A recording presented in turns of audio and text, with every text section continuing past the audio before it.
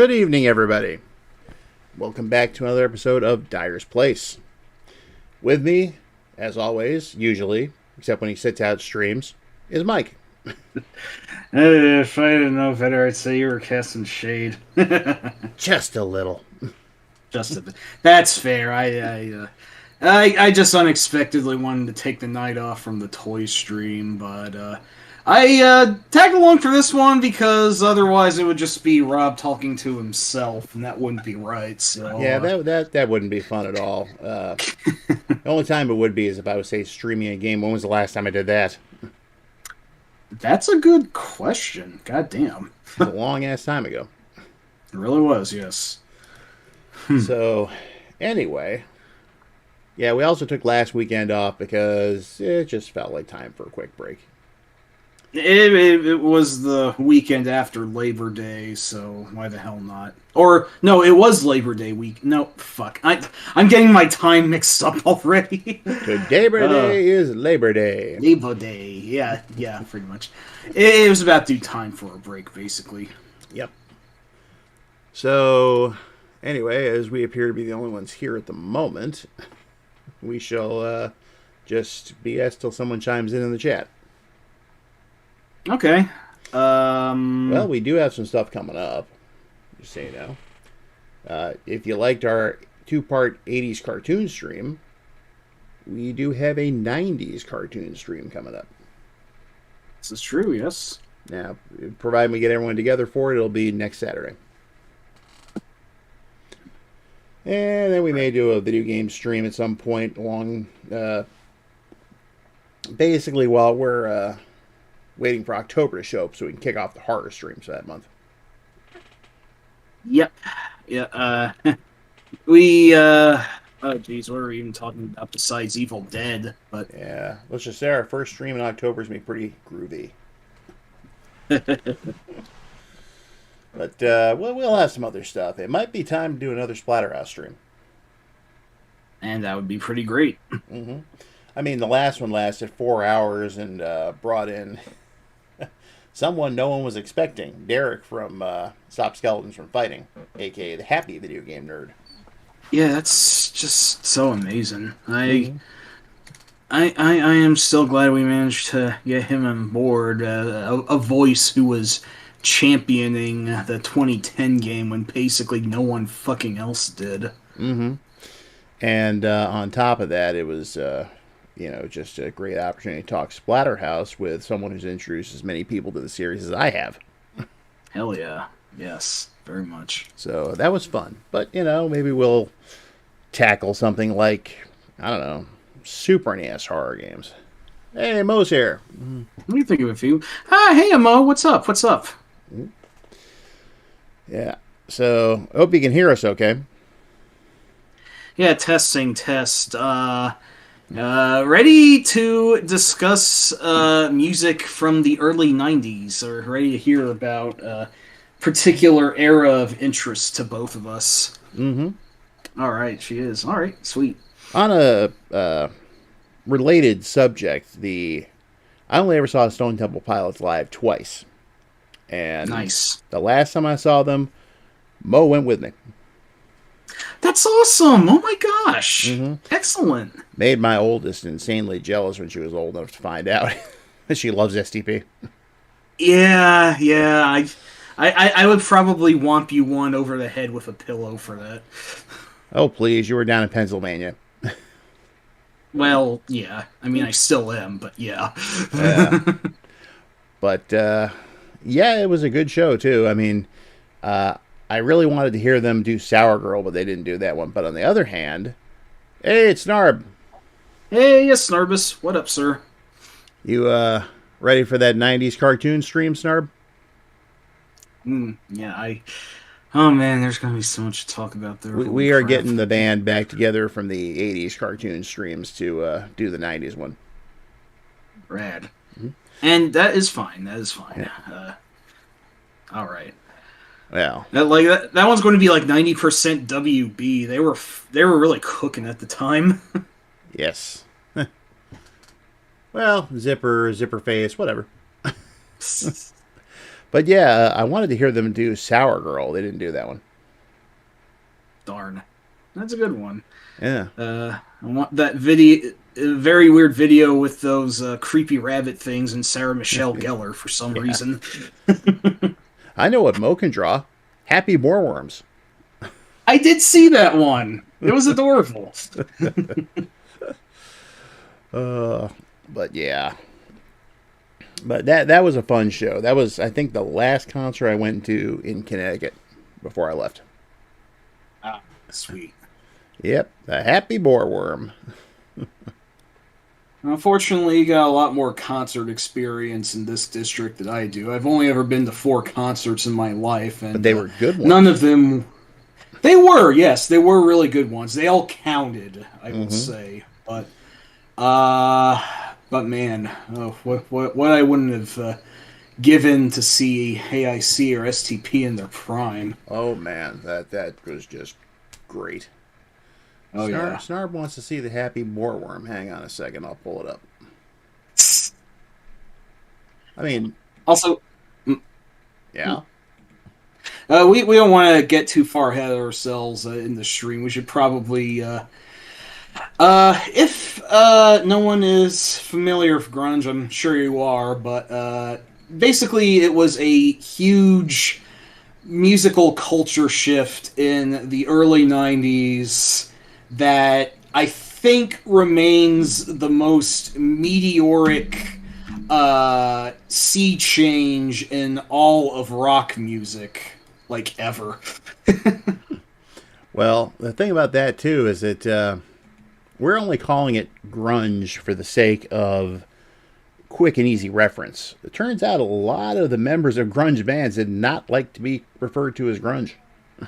Which makes sense because the word itself is it carries negative connotations. It's like when I hear the word grunge, I think of, like, something dirty and sepia tone, caked in mud or whatever, some sort of corroded river or what have you. I mean, and like a lot of music videos I remember did look appropriately grungy, but I can see why they derided the word in question. But yeah. I mean, negative coming in, regardless, for better or worse. It everyone knows, I think, what you mean who grew up in that era whenever you say the word grunge. So it can't be helped. It's just how history played out. Mm-hmm. Now, if you want to talk about, like you're saying, proto-grunge, so to speak, the earliest album that was considered grunge was from 1985 by Green River. It's an album called Come On Down. And I know diddly dick about Green River, so I wish I could say more about that. To be honest, so do I. Oh, well. I don't even think I've even heard anything by them. I probably should have listened to them, but, I just didn't. And then we probably should have done a little more musical research coming into this, but we're mostly going on vibes for this one. So exactly. And we're talking about what we've referred to as the Big Five of grunge. Yes. Now, some other early ones were Melvins and Screaming Trees. Mm-hmm. And Mudhoney as well. Mudhoney was another one. And the first of the Big Five released their debut in 1987. That was Soundgarden. Yeah, Ultra Mega OK. Actually, it was Screaming Life. Whoops. Well, I already fucked up. Good night, everybody. Yeah, Ultra Mega OK didn't come out until 88, and that was after they released their second release, FOP. Fop. That is a funny word. Mm-hmm. Makes me think of Englishmen in weird-looking wigs. Yeah. Then you had other bands like Skinyard and Tad. Tad. That sounds familiar. I don't know why. I've heard them before, but I can't recall any. But their first album was called God's Balls. That is an amazing name. I wish I thought of it. I think it was their first album. I can't see anything earlier. And, of course, 1989 also gave us Soundgarden's Louder Than Love. And the very first album from this little-known trio that no one ever heard of called Nirvana. Or Nirvana, as Beavis and Butthead kept saying. Is this Nirvana? Oh. But let's see.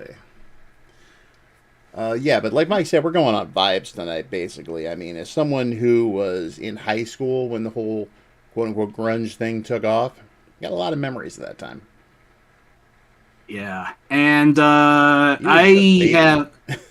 I really was, yeah. This is literally the freaking music I grew up with. We had MTV on a lot in our household, and it's crazy to think I was alive, like, I was a toddler, but I still was in the same era while Kurt Cobain was actually a thing. Like, it's just crazy that thinking that, like, hey, you know, at least this helped give me good taste in music growing up, but still, it's damn. Yeah, of course. Hello, Sharon. Hey, Sharon, what's up? Yeah, of course, one of the biggest early grunge bands was Mother Love Bone. That's right, that's right. Another one that I don't know a lot about, except... And hey, Prime, what's up? Prime. Welcome, sir. Hope you're getting ready for that 90s cartoon stream. Like I said a little earlier, we're getting the band back together to talk about the 90s cartoons. Oh, I'm sure he's readier than I am. I can probably do to look a few more things up. But Mike, get ready. Yes. Thank you, Space Harrier. Get ready. But it could be worse. It could be Altered Beast. Oh yeah. Well, Mike, you need to power up. That's a good way of putting it. Something wise from your grave.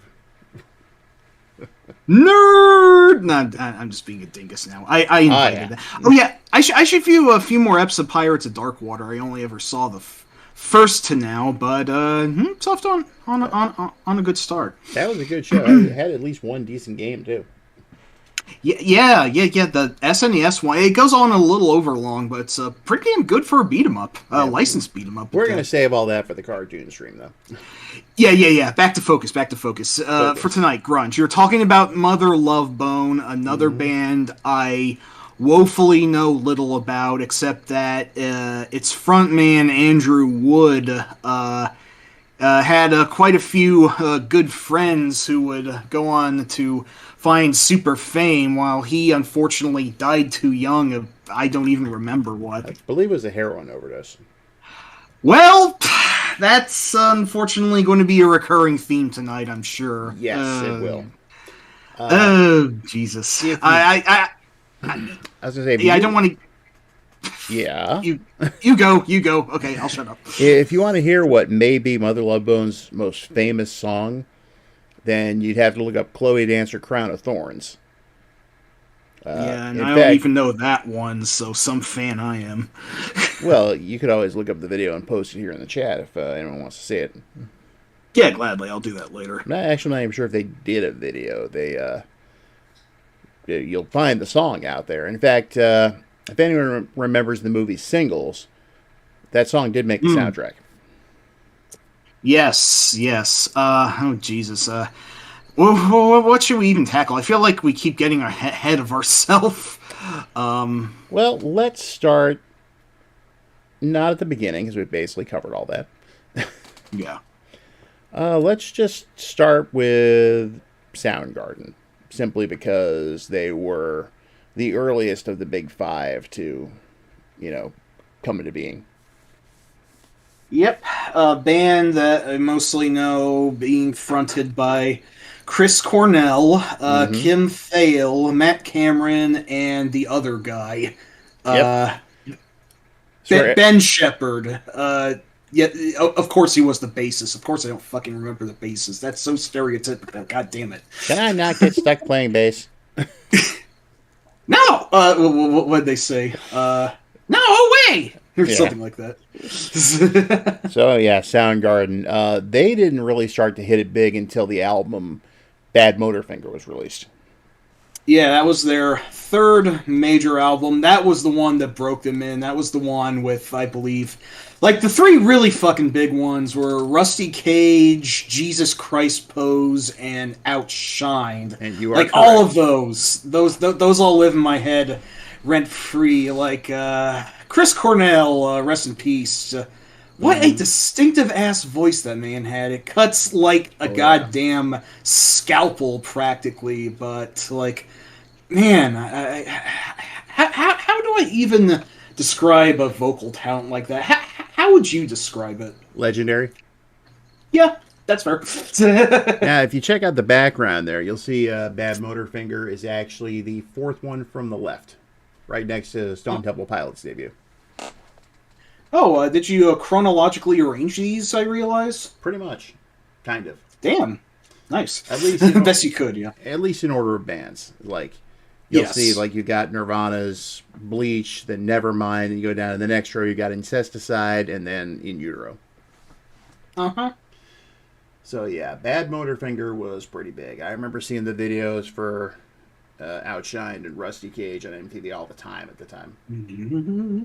Yeah, same here. And, like I said, like the visuals of grunge, like they had a lot of like filters on them that made them look like sepia or burnt sienna, and they were playing like in a dark forest and whatnot. And like it's even already like the sort of aesthetic of grunge was being established, but like goddamn if it wasn't just so groundbreaking with what it was. Well, the interesting thing about grunge, though, is that all these bands actually were doing their own different thing.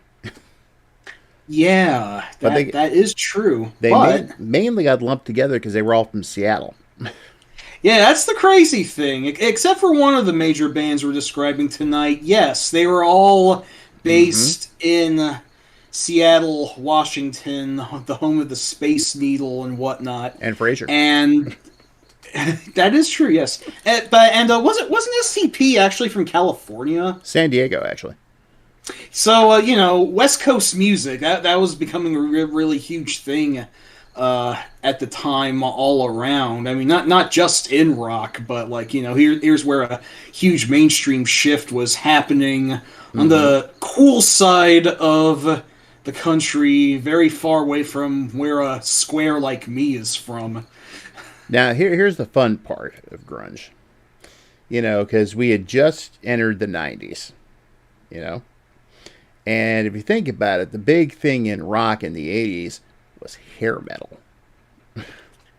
So it was, yeah. Aside from a couple of bands here and there, for the most part, I personally think it sucked.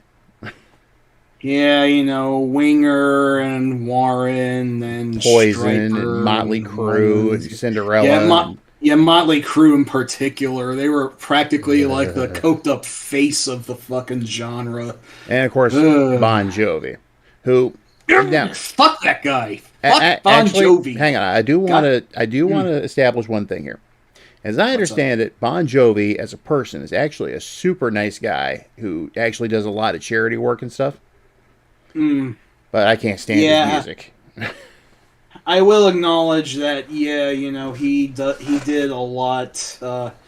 He did a lot to, boost his hometown, New Jersey, and for all the bad reputation it gets, kudos to him for sticking out with his hometown pride and all. And, I'll give credit where it's due. He's probably cool as a person. It's just... his music. It's just if I hear who says you can't go back one more time ever in my life, I am going to throw an axe at a human being's head. Now, Sharon, of course, stated she liked hair metal. As I've told her recently, that's because that was what was big when you were in high school. That was your era. Yeah, I wasn't even alive when all that was going on, so... I was, and I preferred the opposite end of the spectrum there, like the Bay Area thrash stuff. Yeah, good deal. Because that wasn't hair metal, that was just good. Early Metallica, things like that. Yeah. I mean, the big four of thrash, as it said, Metallica, Megadeth, Anthrax, and Slayer. Like, how much would you say that they formed the foundation for what grunge would become? I don't really see a lot of that. Grunge was, as a Hmm. whole, was more inspired by like '70s rock. Fair point.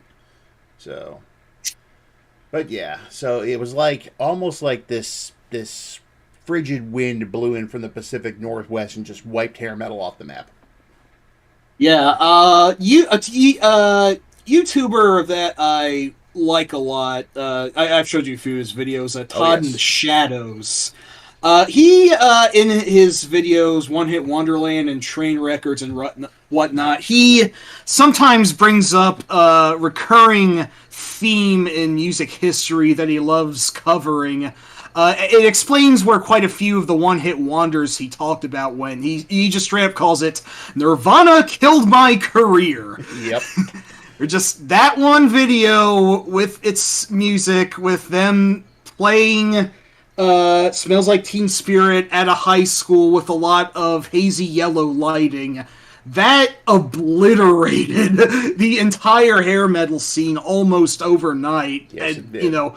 it really kicked Motley Crue in the balls, and they were trying to reinvent themselves for the 90s, and that flopped like a fish out of water. But, it's crazy just how much of a meteoric shift in all of rock was. Like, the Mm-hmm. hairspray and gaudy colors was And out, and like, spandex.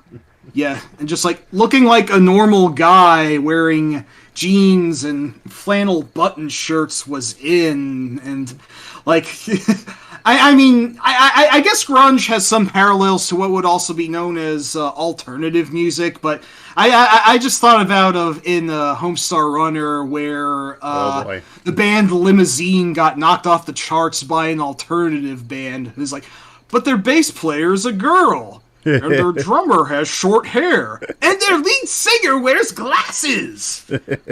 Ow! What was that for? It's because your kind ruined metal. Bunch of Chuck Taylor wearing low self-esteemers. Love that bit.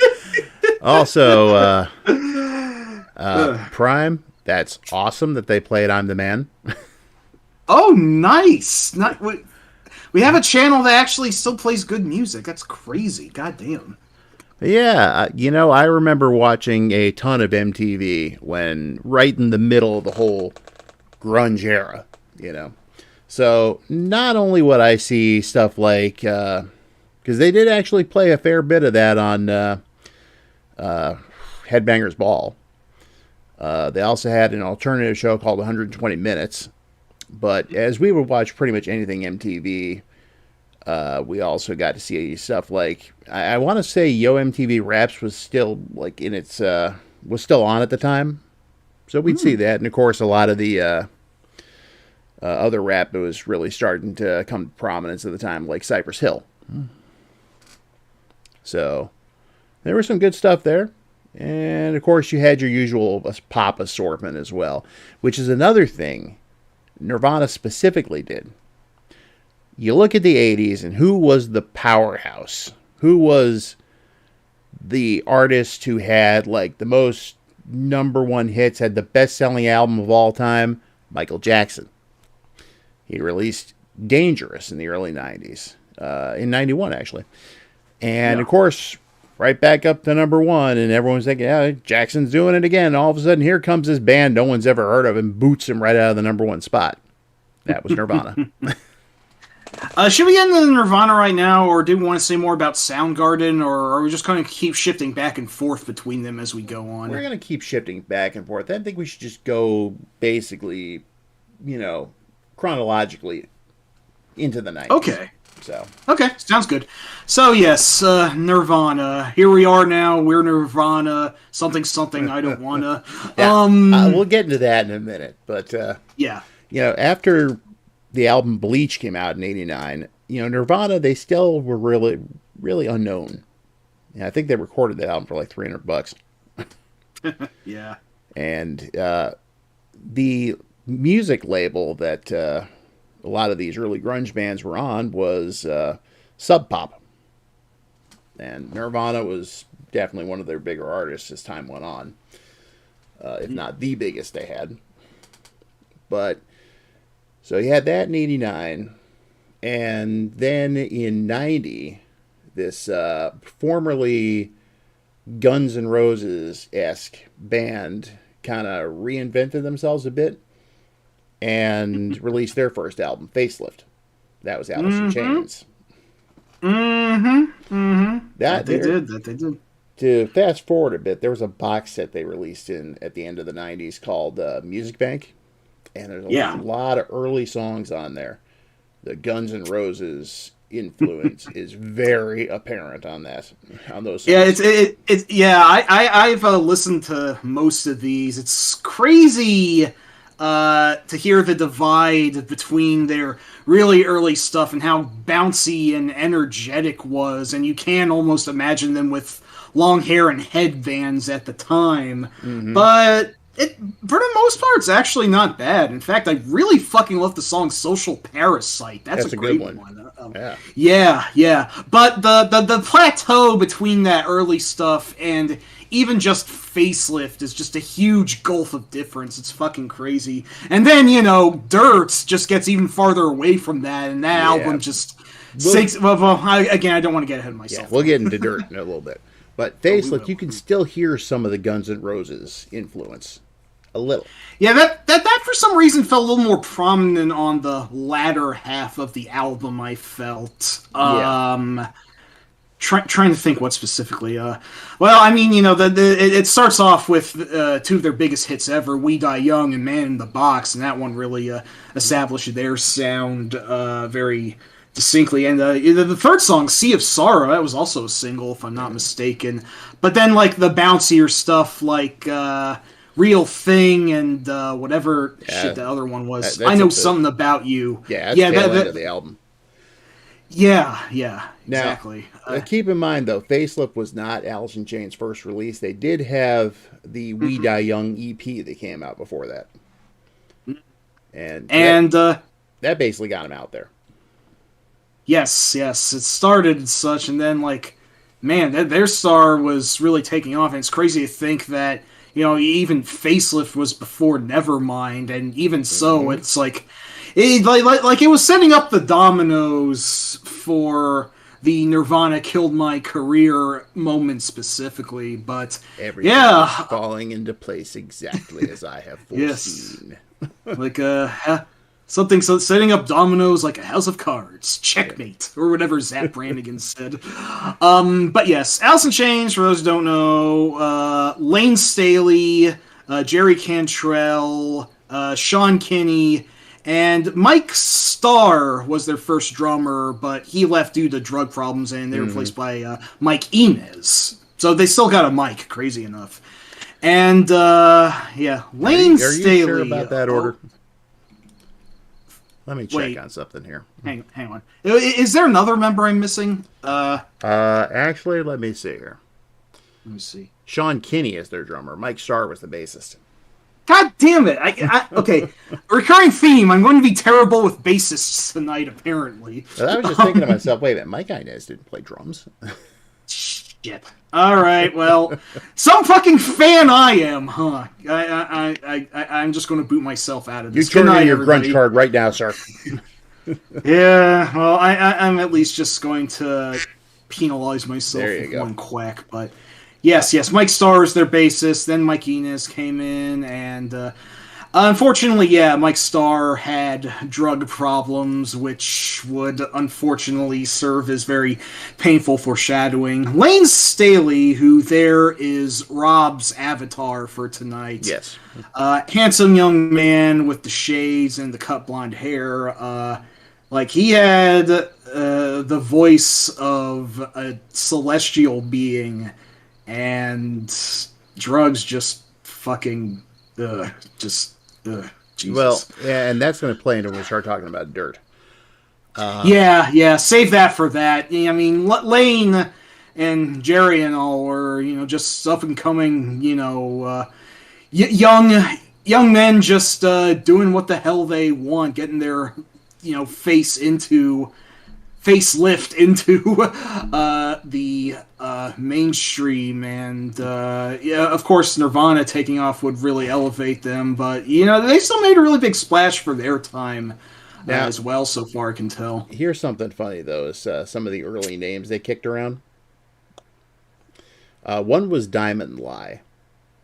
Oh yeah, that sounds a little bit more Guns N' Roses-y. Mm-hmm. And then I believe they actually had used the name Mothra for a little while. Toho is notoriously litigious. They wouldn't have been able to stick with that for long, I'm sure. Yeah. So eventually they settled on fuck. Okay. A little on the nose there. Well, as I understand it, from what I remember reading ages ago, is that they wanted an excuse to pass out condoms with their shows with "fuck the band" stamped on them. That is actually a really ingenious marketing ploy. Credit where it's due. That's amazing. Also, hey, Brandon, what's up? Hey, Brandon. Now, something else that they did. There was where the name itself came from. They actually had gotten the title Alice in Chains from Alice in Wonderland.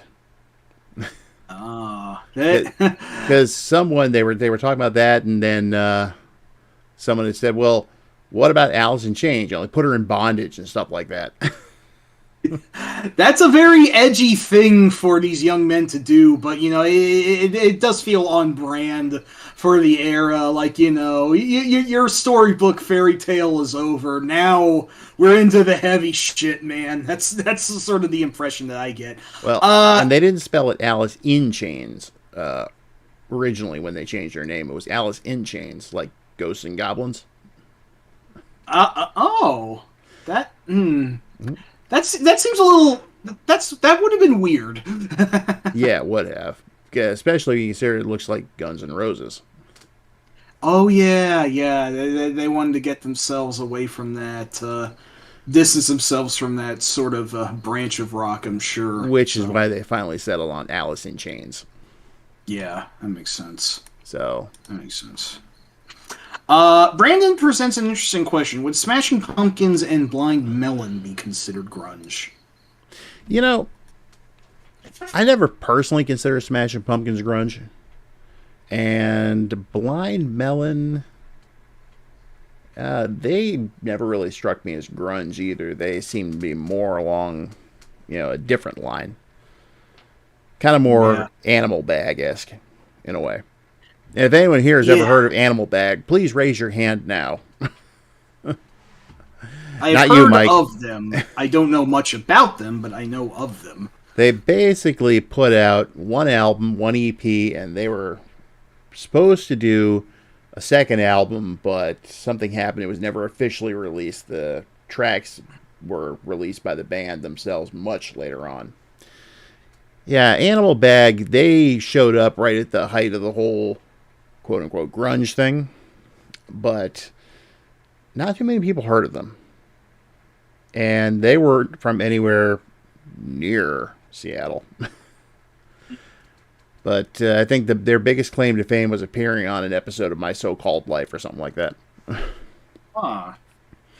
But that debut album was good. So, and the second album actually ended up not being too bad either once I was able to hear it and give my opinion on it. Yeah, I know Sharon's heard of Animal Bag. She used to have their first album too. Nice. Maybe she still does. If you do have that, give it back to me. I want it. So, yeah. But they were good. They just, I always felt they could have gone further than they did, but it just wasn't in the cards. Yeah, unfortunately.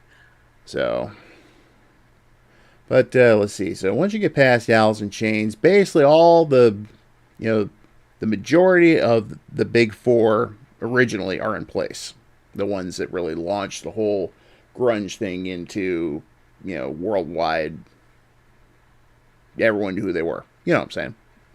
Uh-huh. We're only missing one, which would be Pearl Jam. Now, Pearl Jam was one of those bands that just kind of came out of nowhere with their first album, and it became this monster hit. And it was released right around the same time as Nirvana's Nevermind. Yeah, but it beat it to the punch by just a bit, right? Yeah, it wasn't very long if it did. Let me check. Okay. Alright, according to this, it was released on August 27th, 91. I was about to start my senior year of high school. And Nevermind was released September 24th. So yeah, just only a very little bit. But that was a heck of a month with both those albums being released at the same time, you know? What a clean impact. Jesus Christ. Now, here's where I'm going to digress into my memories a little bit. Yeah, go ahead. Feel free to take point here. Okay, so I'm in my senior year of high school at this point. And Smells Like Teen Spirit was really starting to gain some traction. So I remember sitting in one of my classes, and that was all anyone could talk about. Specifically, how no one could understand the lyrics. But they loved the song, regardless. Yeah, Pearl Jam is probably 80% known for its frontman, Eddie Vedder, who, by all accounts, really nice guy and the most healthy of the grunge frontmen as well. Yeah, he's the only one left alive. Yeah, and I'm glad he is, certainly. But also easily the most incomprehensible out of all of them. His voice has been parodied in so many channels I can think of. He's got that yarling, whatever. I don't know what accent you call that, but he was really heavy on it. And, Jesus, what do you even call it? But, like, you know, if you've ever heard, like, one of, if not arguably their most popular song, or really high up there, Even Flow, you know, a lot of people just process that as the concrete. Just like, just any sort of crappy parody you can think of. Eddie Vedder's voice became the stuff of legends for better or worse, but it's fucking distinctive. You can't deny that. I can tell you this: when I first heard 10, and the song Black came on, and I'm listening to it, and I think it's the second verse, where he says he's surrounded by some kids at play. For the life of me, I could not figure out what the hell he was saying there. So, I'm surrounded by some kids, man. It's like, wait, what? Took a while. I mean, I had to get the lyrics from the album, but I was like, oh, that's what he's saying. I mean, even the chorus of another one of their most famous songs, Jeremy's Smoking Rick. Like, I didn't even know what the fuck he was saying there for a while. Actually, I don't think I even want. Jeremy spoke in class today. Is that what he's saying? That's exactly. What he's saying. Okay. So I got. Okay, gotcha. See, that one I picked up on right away. Okay. But you know, all the Eddie Vedder stuff aside, it was Smells Like Teen Spirit, where people were just like, "What the hell is he saying?" yeah. When the mag, yeah. And I know you've been waiting for this, because once that song became a huge hit and Nirvana knocked Michael Jackson off the top of the charts with Nevermind, it was only a matter of time before everyone's favorite parody artist came a knocking. Yes, exactly. This is, at least for us, like, probably the biggest marker of the time. Weird Al, who had, you know, become already legendary throughout the 80s, kind of became the mark of, if you're big enough to have a parody by Weird Al, you have fucking made the big time, my friend. And just almost right out the fucking gate when Smells Like Teen Spirit hit, not too long afterward, we got Smells Like Nirvana. Now, some interesting backstory to all this. At the time, Al was in a bit of a slump. You know? That's right. Yeah, because, you know, Even Worse was his last most successful album. And that was in, I think, 88. Mm-hmm. And then he did UHF, the movie. And that did not do well. And nor did the accompanying soundtrack album, unfortunately. Even though it's a great soundtrack. So, it is, yes. By the time, you know, he was just 92, he was trying to figure out a way to come out of the slump, and then Smells Like Teen Spirit, and he actually had gone on the Arsenio Hall show at one point after the song was released, performed it live. Yeah. And then when Hall was interviewing him, he asked, what was the deal? Like, how did he trick Nirvana into letting him parody the song? And he's like, oh, no. What happened was I called them up when they were doing their Saturday Night Live show, and I'm talking to Kurt, and I told him I wanted to do a parody of Smells Like Teen Spirit, and Kurt's reaction was, oh, are you going to do a song about food? Guess, that's that was kind of Al's thing at the time. And yep. Al was very straightforward with him and said, no, I want to do a song about how no one can understand your lyrics. Kurt's reaction was, oh, that's funny, go ahead. And yep. He said after, of course, Hall was surprised, and he's like, it was just that easy. Yeah, and Nirvana, they had final approval over the lyrics and everything. Yeah, that's always something that Al's done. Funny enough, I guess something about parody law, which I don't totally understand.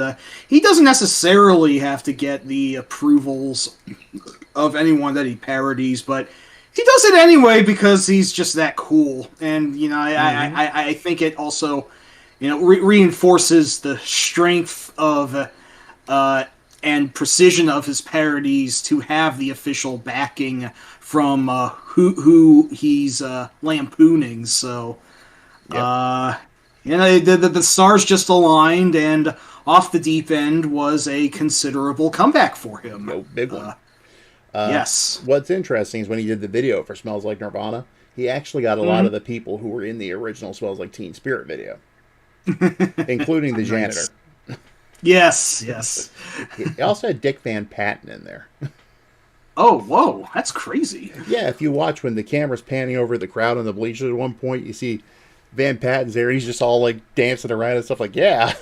At one point, he offers a guy sitting next to him a bite of his sandwich. Dude just smacks it out of his hand. I watched that video the other night, so I did it back to back with Smells Like Teen Spirit just to see, and it was still just as funny. So yeah, out of all the grunge bands, that's pretty much the only one Al had ever parodied. You know what? Yeah, and that's pretty crazy. That didn't Black Hole Sun made it into at least one of his polkas, didn't it? Yes, but wasn't a straight out parody. Not like Smells Like Nirvana was. Yes, true. But yeah, no, Smells Like Teen Spirit. You all know it by now. Yeah. No copyright strike, Mike. Yep, I'll shut up. But. God, that one song, it destroyed hair metal, changed the entire paradigm of rock at the time. Yep. My mom even identifies that as like the last time she remembers rock music having any like real major changes to it. Not to undersell the direction where things went in the 2000s, but it was huge, like at least nationally, maybe even worldwide. And also, Prime, you are right about that. Yeah, underrated absolutely. comedy secret weapon. That is Dick Van Patten right there. I even remember something terrible offhand. There was like this like gritty like movie in the 2010s based on Peter Pan where like the slave children were actually singing Smells Like Teen Spirit for some reason. I don't think I'm hallucinating this, but, like, this exists, and what the fuck? Yeah. Now, with Smells Like Teen Spirit being this juggernaut the way it was, and then Pearl I am Jam, not, thanks. and with 10 being a monster smash too. Every record label at that point was like, we need to cash in on the Seattle sound. Let's look and see what we have on our slates for album. What we got projects scheduled with Warrant and Winger. Yeah, literally, the labels were like, nope, done. Get us a Seattle band. Yep. Get us as many as you can. We need to cash in while the cashing in is good. Yeah, this is definitely the new shit this time. Although I guess, unfortunately, Caught in the Crossfire was also new wave, which I actually do like quite a bit of that, but it couldn't be helped. What can you do? Yeah. But there was a song by Todd Rundgren. And it was a hidden track on his early 90s album. I'm trying to find out what it was called. Let's see. Got to be a listing for him here. Discography. Okay, it's here somewhere. While you're looking that up, I guess I should mention that Nirvana was a trio. Of course, their frontman, Kurt Cobain, who is a very legendary figure who, unfortunately, part of that legendariness is probably due to his unfortunate suicide in 94. But also their drummer, Dave Grohl went on to front the band The Foo Fighters, and he became also really big in his own right. So I feel sorry for Chris Novoselic, the third guy who no one fucking remembers. And hey, guess what? He was the bassist. Yeah. I mean, you know, even being like the least famous guy objectively of one of the biggest bands of all time still gets you a lot of recognition, I'm sure. Mm-hmm. But of course, you're also getting ahead of yourself again. I am. I know. This is. I also forgot to mention that I was going to say something to the extent of Pearl Jam, aside from Eddie Vedder, was also Stone Gossard, Jeff Ament, and that other guy I can't fucking remember. Also, sorry, wrong guy. I was actually thinking of Todd Snyder, not Todd Rundgren. Oh, yes, right. Mm-hmm. So, what he did was a song called Talkin' Seattle Grunge Rock Blues. And let me go ahead and quote some of the lyrics. Go for it. I just gotta pull them up here. All right.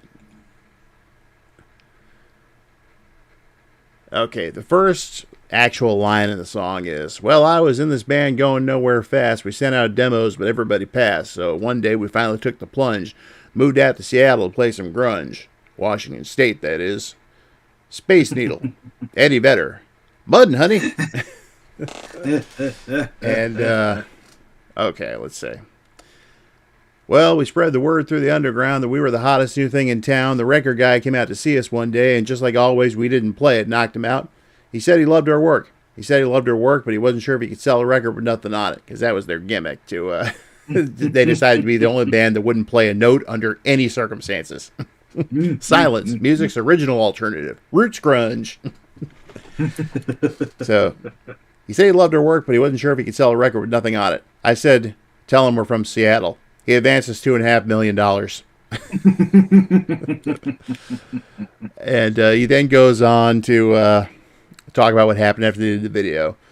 So they made us do a video, but that wasn't tough because we just filmed ourselves smashing stuff. It was kind of weird because there was no music, but MTV said they'd love to use it. The kids went wild. The kids went nuts. Rolling Stone gave us a 5-star review, so we played with guts. We were scoring chicks, taking drugs, and we got asked to play MTV Unplugged. You should have seen it. We went right out there and refused to do acoustical versions of the electrical songs we'd refused to record in the first place. Then we smashed our shit. Of course, what goes up must eventually come down. Because just when they thought fame would last forever, along came this band that wasn't even together. That's alternative. Hell, that's alternative to alternative. Well, our band got dropped, and that ain't funny because we're all hooked on drugs. We're out of money. So the other day I called up the band and said, boys, I'm taking all I can, shave off your goatees, pack the van. We're going back to Athens. Which I know has something to do with REM. Right. So, yeah, it's a hilarious song. I just gave you most of it, but totally worth looking up and listening to. Mike, you should post a link to that one. Right. Oh. Todd Snyder, Talking Grunge. Yes, they were. That basically seemed to be all it was. Yeah. Yeah, basically. Rock from Seattle and rappers from Compton.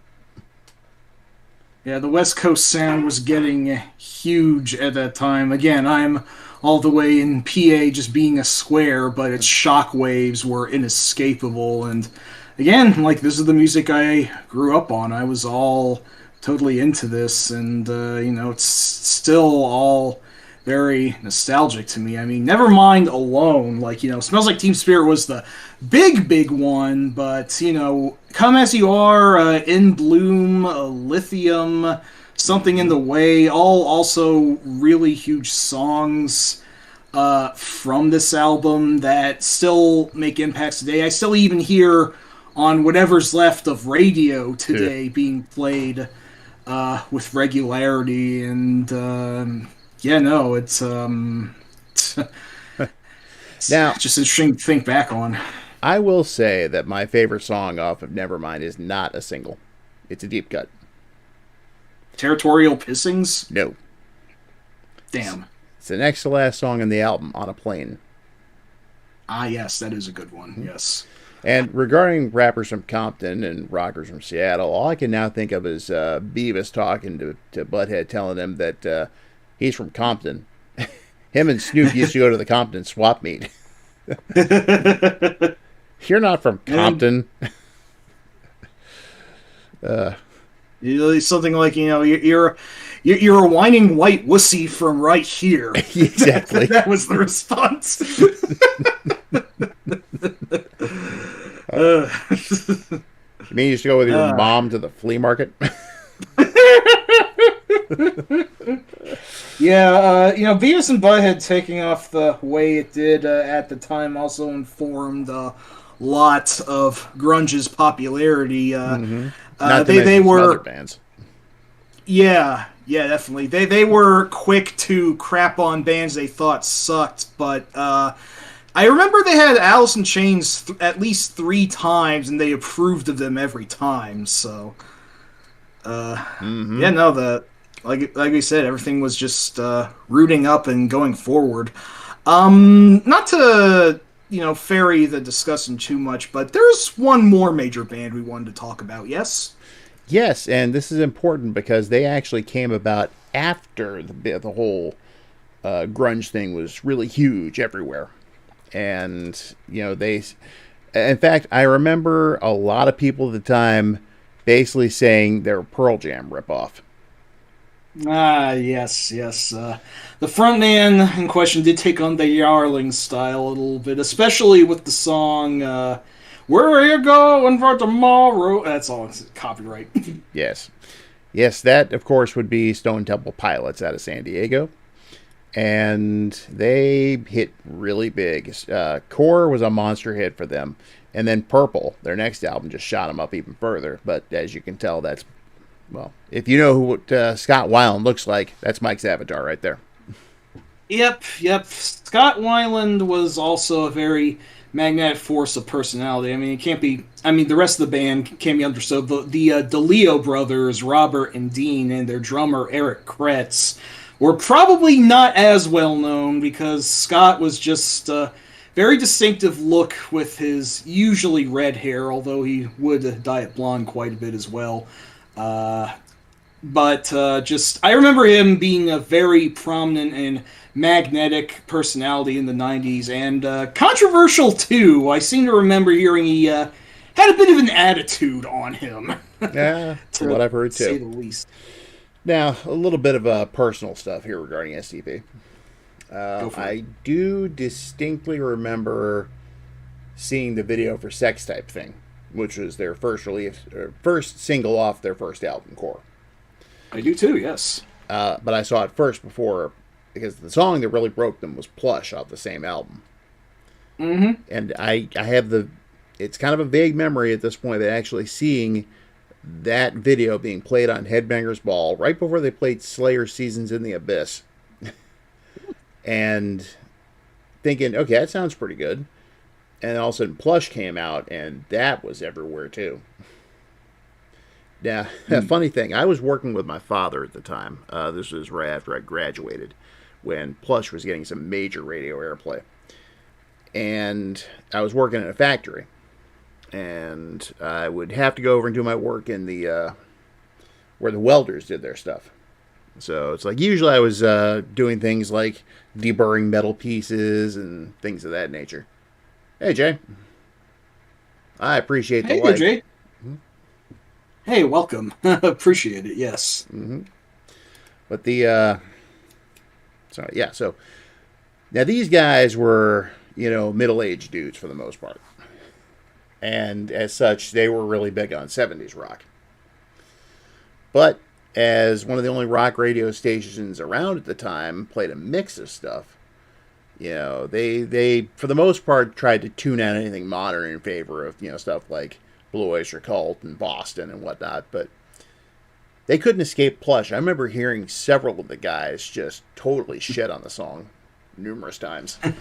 Damn. I'm like, that's a good song. Yeah, well, you're old, so... Assholes. Yeah, well, for the most part, they were decent guys, though. A lot of them were bikers, and they were the cool bikers, not jerk-ass bikers.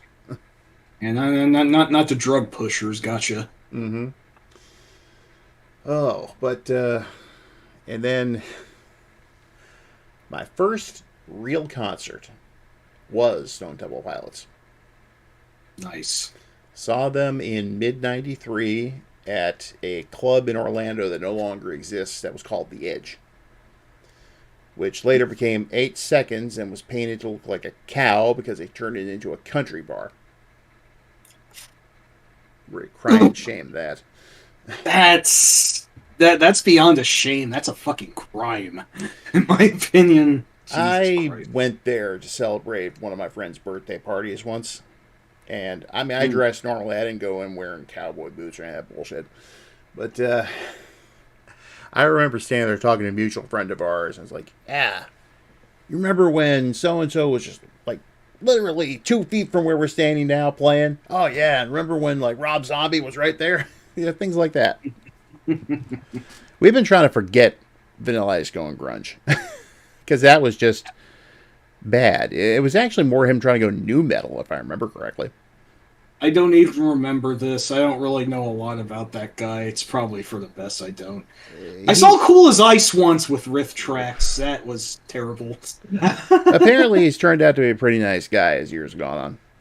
At least, yeah. Mm-hmm. So, credit. But I remember him trying to basically come out with a new album and revamp Ice Ice Baby to fit a more of a Limp Bizkit kind of thing. And that sounds like an amazing disaster, I'll be honest. My entire group of friends laughed. Mm-hmm. We were just, it's like, you're serious? Yeah, Rob Van Winkle, he seems like a decent guy. He does, yeah. He seems to be in on himself, having gone the way he has. And yeah, I appreciate anyone who has that sort of enlightened degree of self-awareness to them. And also, if you've ever heard it, he actually was on a track with the Bloodhound Gang on, I think, the One Fierce Beer Coaster album. Shit, that's awesome. It starts off as like, yo, Bloodhound Gang and Rob Van Winkle together on this track. So, but let's see. So anyway, STP being the first concert, they were opening for Butthole Surfers. Oh, very nice. Oh man, that's a band who is undefinable by genre, to say the least. Completely. But they were on the Core tour at the time, so they basically played the entire album. Nice. Butthole Surfers, on the other hand,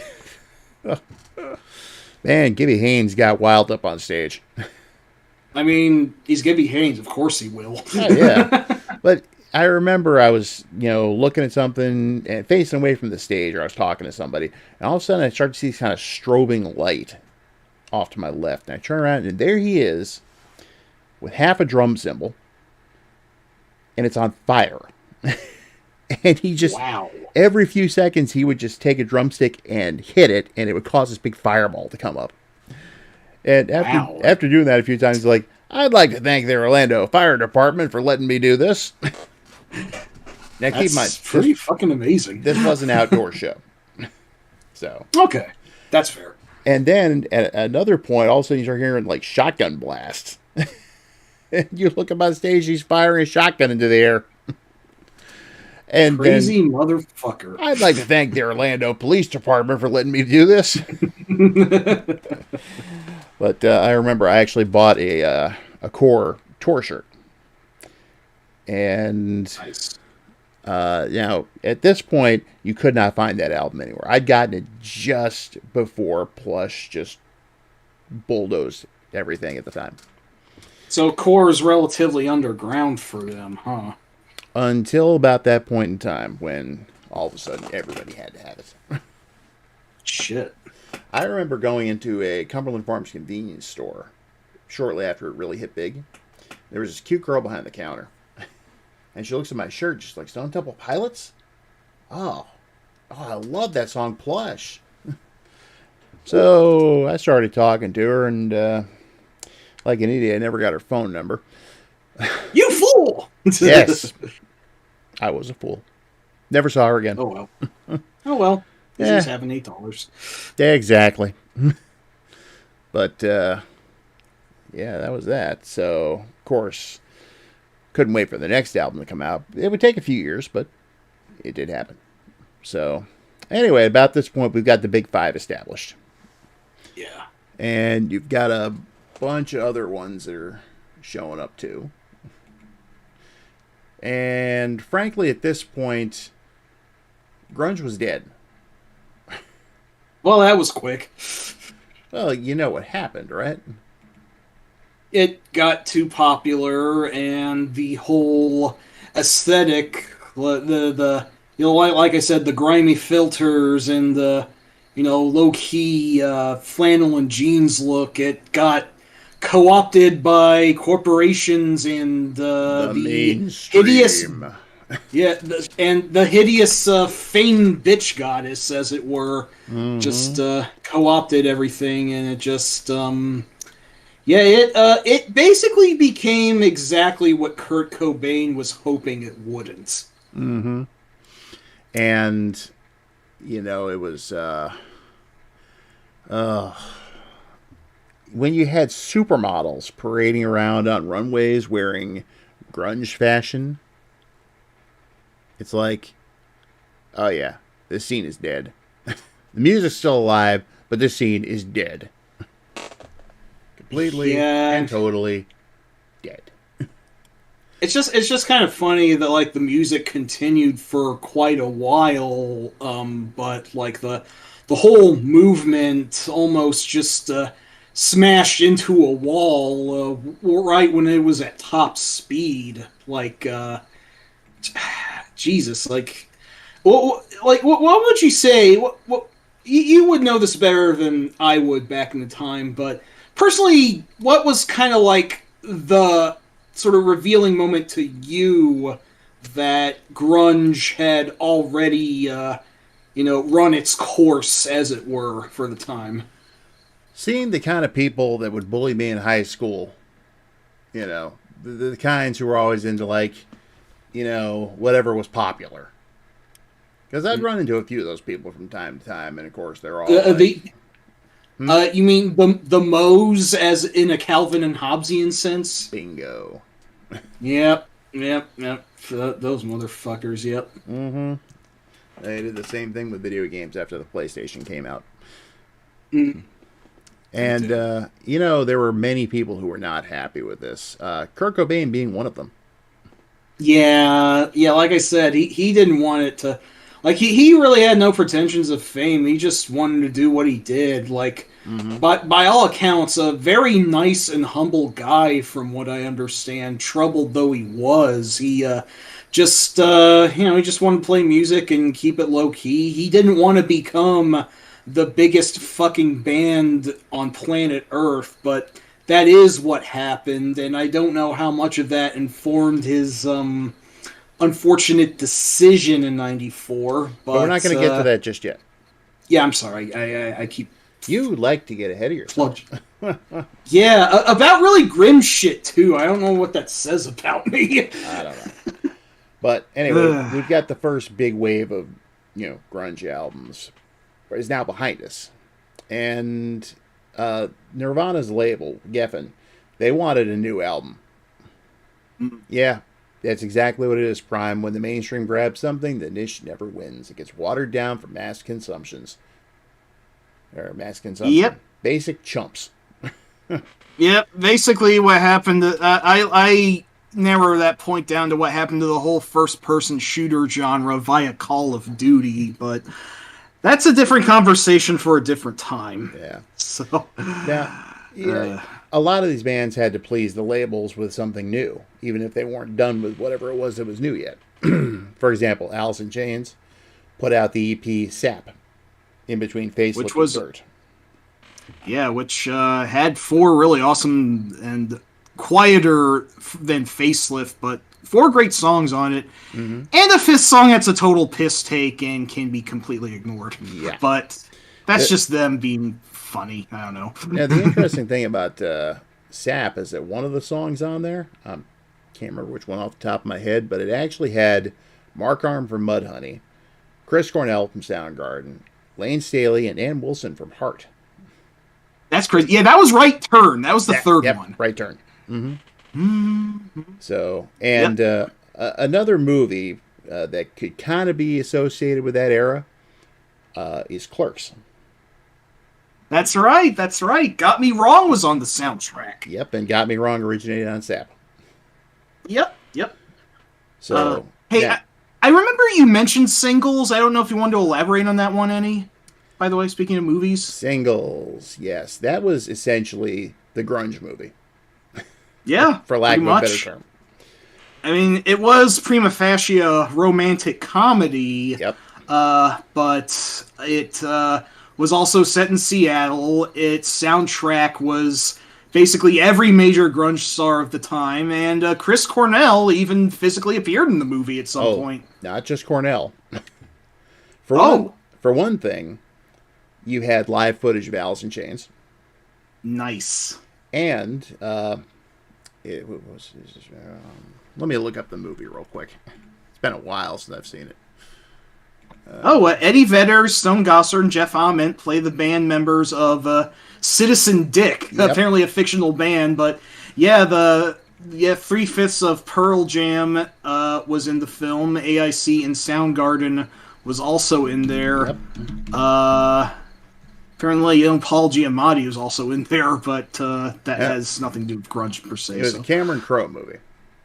Yes. And Matt Dillon, he played the lead singer and one of the founders of Citizen Dick, who, like you just said, Pearl Jam was basically the rest of his band. It also had Bridget Fonda, Campbell Scott, and Kira Sedgwick. Uh-huh. And Bill Pullman. Yeah. Eric Stoltz, Jeremy Piven, Tom Skerritt. That's a hell of a cast. Holy shit. Yep. So Tim Burton actually had a cameo. Oh, that's crazy. But yeah, Alice in Chains and Soundgarden, you see them both live. And in one of the funniest scenes of the movie, right near the end, I'm pretty sure it's Matt Dillon. He's demonstrating the new sound system in his car. Problem is, can't turn it off, and it just gets louder and louder until it starts breaking windows and stuff. And as he's sitting there trying to turn the thing off, it's like people trying to pop their heads out of their houses and whatnot.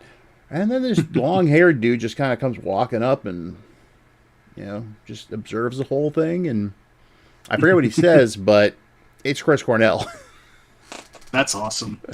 Yeah. So, but yeah, it's if I could just crib from Wikipedia here for a second. Singles centers on the precarious romantic lives of a group of 20-somethings in Seattle, Washington at the start of the 1990s grunge phenomenon. Most of the characters dwell in an apartment block, a sign in front which advertises singles, single-bedroom apartments for rent. Divided into chapters, film focuses on the course of 2 couples' rocky romance as well as the love lives of their friends and associates. It's been a long time since I've seen the movie, which I could rectify at any time since I have a copy. It is not only a long time in my case, but I've never seen the whole film from start to finish. It's like I saw like half of it at some point, but then like I didn't go for the other half, and I did only bits and pieces. I should see it in full. Normally, romantic comedies aren't my dig, but again, that was such a major time capsule of this era that we remember so distinctly. I owe it myself to do so. I don't think I've seen any other Cameron Crowe film ever outside of that. I should probably get on that. I know he's a favorite director of our friend Sam, so yeah, I really should. And according to Jerry Cantrell of Malice in Chains, when they were filming Singles, they came up with a lot of stuff. In the liner notes from Music Bank, at one point he said something along the lines of, "Man, those are fruitful sessions." But yeah, it's essentially known as the grunge movie. So even though it's a romantic comedy, but it's just revolves around the whole thing. So yeah, but it was a good movie. So now, before we start hitting the heavy stuff, we're going to hit something heavy anyway. 1992, Alice in Chains releases the album Dirt. It's my favorite Alice in Chains album. It's my favorite album out of any of the ones I have that you can see there in the background. It is, for me, probably a top 10 album of all time, maybe a top 5. If you only ever listen to one album from this era, I suggest you listen to more, but if you only had to choose one, I would go with Dirt as my, desert island pick, as it were. It is, I remember, except for one. Well, I remember seeing it be referred to as a harrowing portrait of addiction and recovery. I mean, the album is basically 90% drugs, drugs, drugs, fuck drugs, but, fuck me for not getting off drugs. It's not a happy album, folks. Oh, no. It can be a heavy listen from start to finish, but God, just so much fucking brilliant music came out of that, too. Lane Staley poured everything about his addictions into this album. Yeah.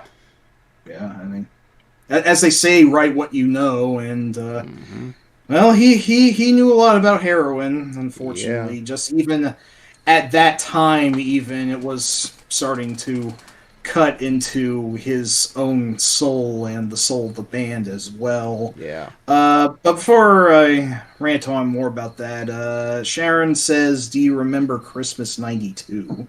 No, Sharon, I do not remember the thing of which you are talking at all. I have no idea what you are referring to. I don't know what this could possibly have anything to do with.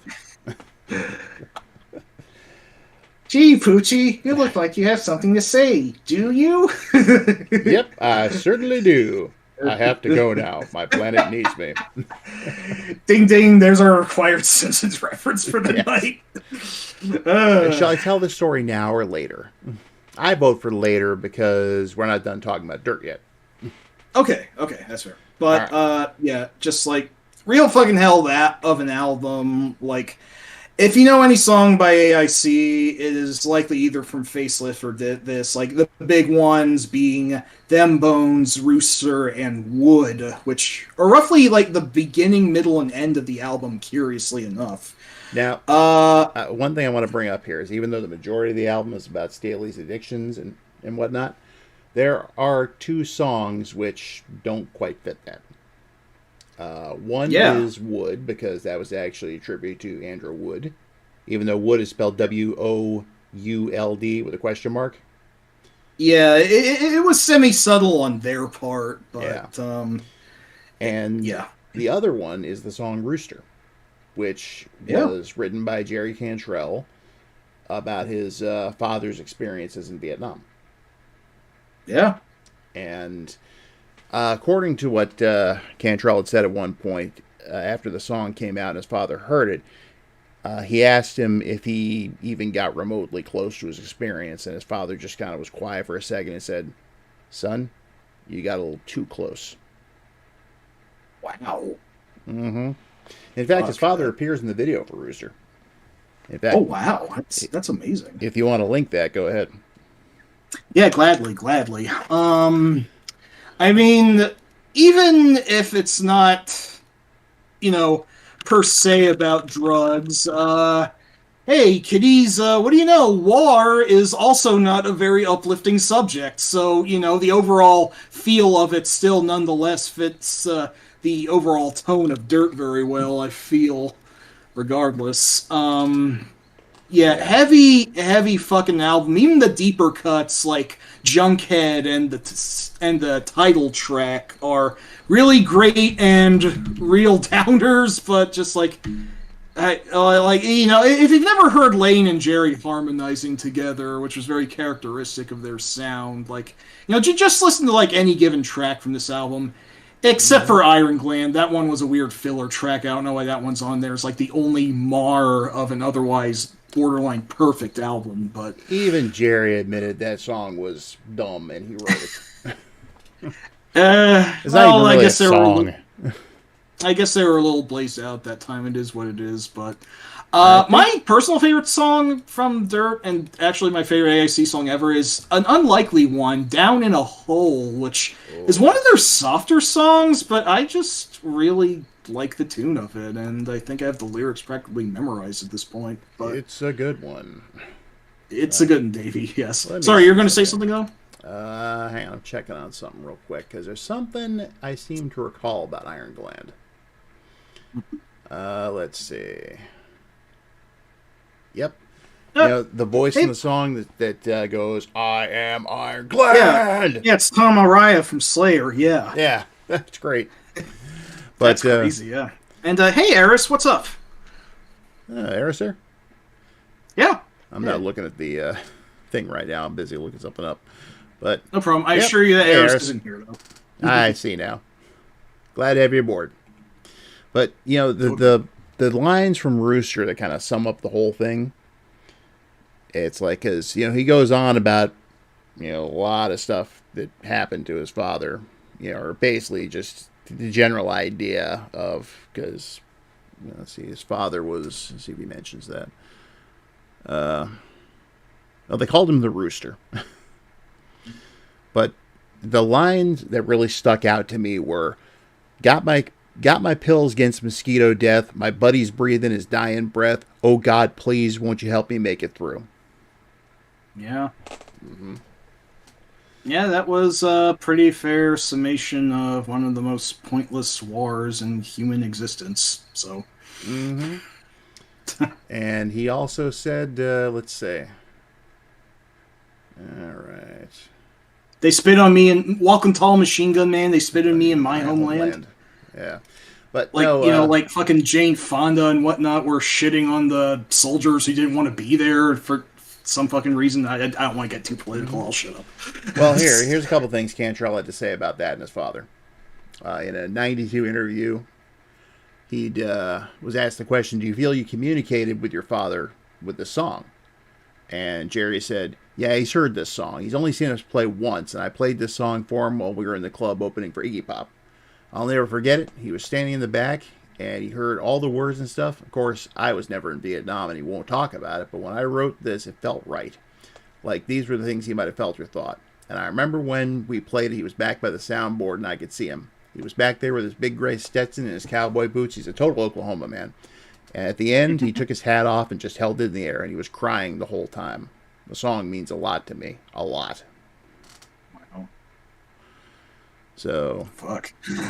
And then in the liner notes from Music Bank, he'd said, "It was the start of the healing process between my dad and I from all the damage that Vietnam caused. This was all my perception of his experience out there. The first time I ever heard him talk about it was when we made the video, and he did a 45-minute interview with Mark Pellington, and I was amazed he did it. He was totally cool, totally calm, accepted it all, and had a good time doing it. It even brought him to the point of tears. It was beautiful. He said it was a weird experience, a sad experience, and he hoped that no one else ever had to go through it." Yeah. Now, I could talk unfortunately, about... Yeah. I just want to say, no, Sharon, it was not about a bird, as it were. I guess Rooster was no. just like, anyone in the army, who gets enough of a reputation accrues a nickname of some sort. So I guess that was just what he was called, Cantrell's father in his squad or whatever. Well, it turns out he actually had the name Rooster from before he joined. Oh, okay. Yeah, so it just kind of carried over. That's fair. But yeah, I could talk about Dirt all day, but for the sake of time and whatnot, we're not going to. Yeah. Again, just excellent album. Please listen to it when you get the chance. Again, you can skip Iron Gland, but don't skip anything else. It's worth your time from start to finish, I assure you. But let's see here. I want to go ahead and talk a little bit about Nirvana's next release, which was Incesticide. It's a compilation That's a fucking album. name, huh? Yeah. It is a compilation album. Basically, they wanted to release the album originally under the name Cash Cow. Subtle. So, and Kurt basically agreed to release the album because he was allowed complete control over the album's artwork. So, and it's a very fucking creepy picture too. Yeah, you can see a little bit of it down at the background.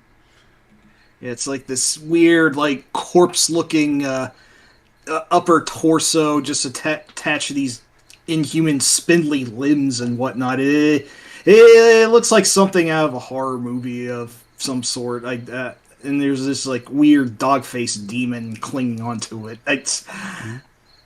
Now, by the time that had come out, of course, Nirvana was huge, and Kurt had a very disappointing experience in one regard, because because of the way he wasn't a jock, a mo, or anything like that, and of course I don't mean mo. Yes, Sharon, I'm getting to that. He actually, when he wrote the liner notes, he included this bit because he would see the same people that would bully him in high school and whatnot out, not literally the same people, but same kind of people out there in the audience getting into his music. And he knew what these kind of people were like because he'd experienced it, and a lot of his friends had. So he put in the liner notes, quote, this is an exact quote: "If any of you in any way hate homosexuals, people of different color, or women, please do this one favor for us. Leave us the fuck alone. Don't come to our shows and don't buy our records." Yeah. That's like a mic drop moment. Yeah, no kidding.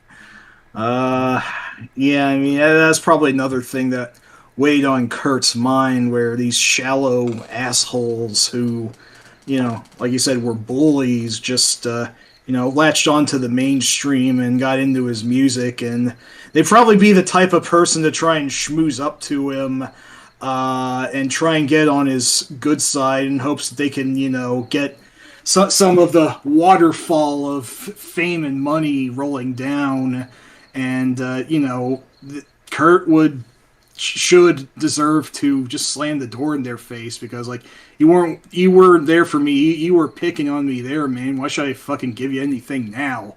Pretty much. And yeah, it's I could see how that would be another thing grating into him for the time, but yeah. Exactly, Prime. Especially in those days when society as a whole sided with the Moes more than they care to admit.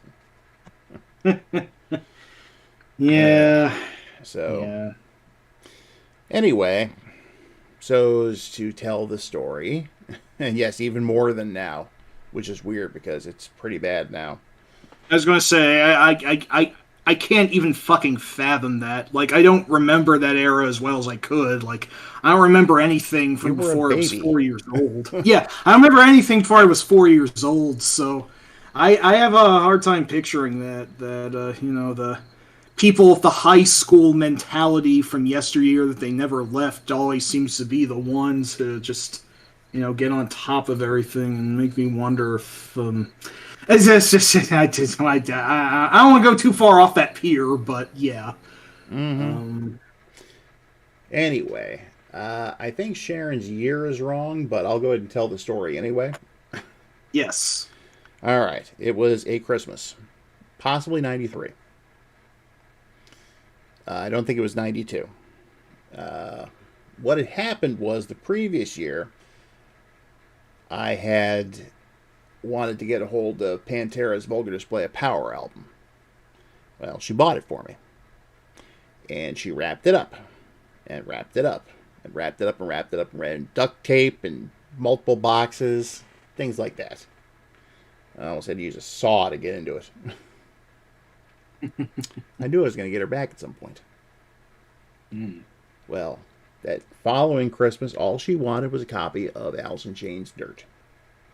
Now, here's the thing, and I've used this kind of thing before, or afterwards, too.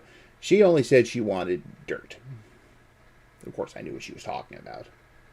So, I bought the album, wrapped it up. Then, I took a blank cassette tape, took the tape itself out, just had the case and the insert in there.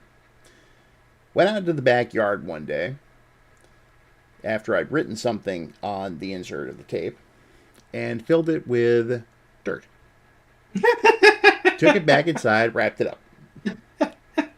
Now, at the time, she didn't care if it was a CD or a cassette, so what I'd written, as she found out when she opened it, because I made it easy for her to open, but she opened it up and found I taped it up so it wouldn't open up and spill everywhere, too, And she opens up the present to find a cassette, case full of dirt. And on it was written 100% Florida dirt.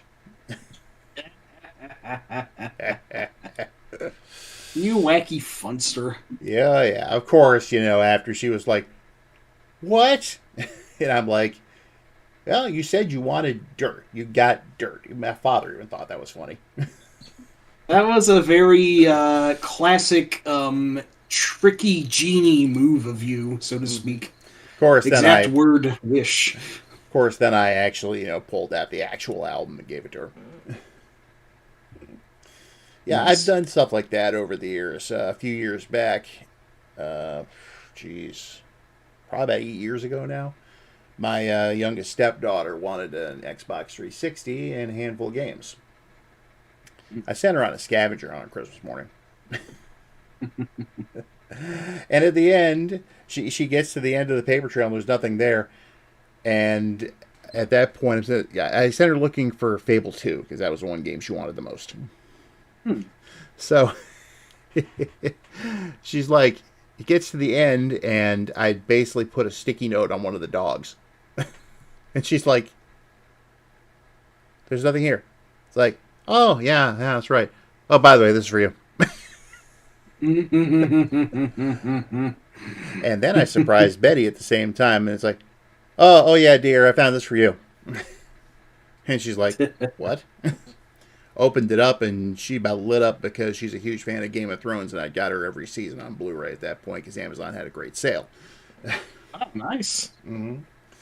I think I followed up the next year with the final season. So, yeah, I'm known for doing stuff like that. That's cool. I'm total shit at gifts, so that's cool you have that ability.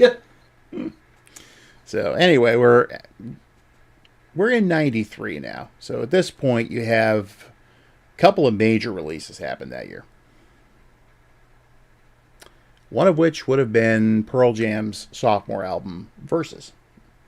Mm-hmm. A.k.a. the one with the big sheep on the cover. Yeah, Pearl Jam was an exception to the expectation that most bands' first albums are almost never their best one. Even if they're like a good one or even great, they still have some roughness that, their second or third album usually tends to follow up upon and refine and make something truly spectacular now that they know what they're doing.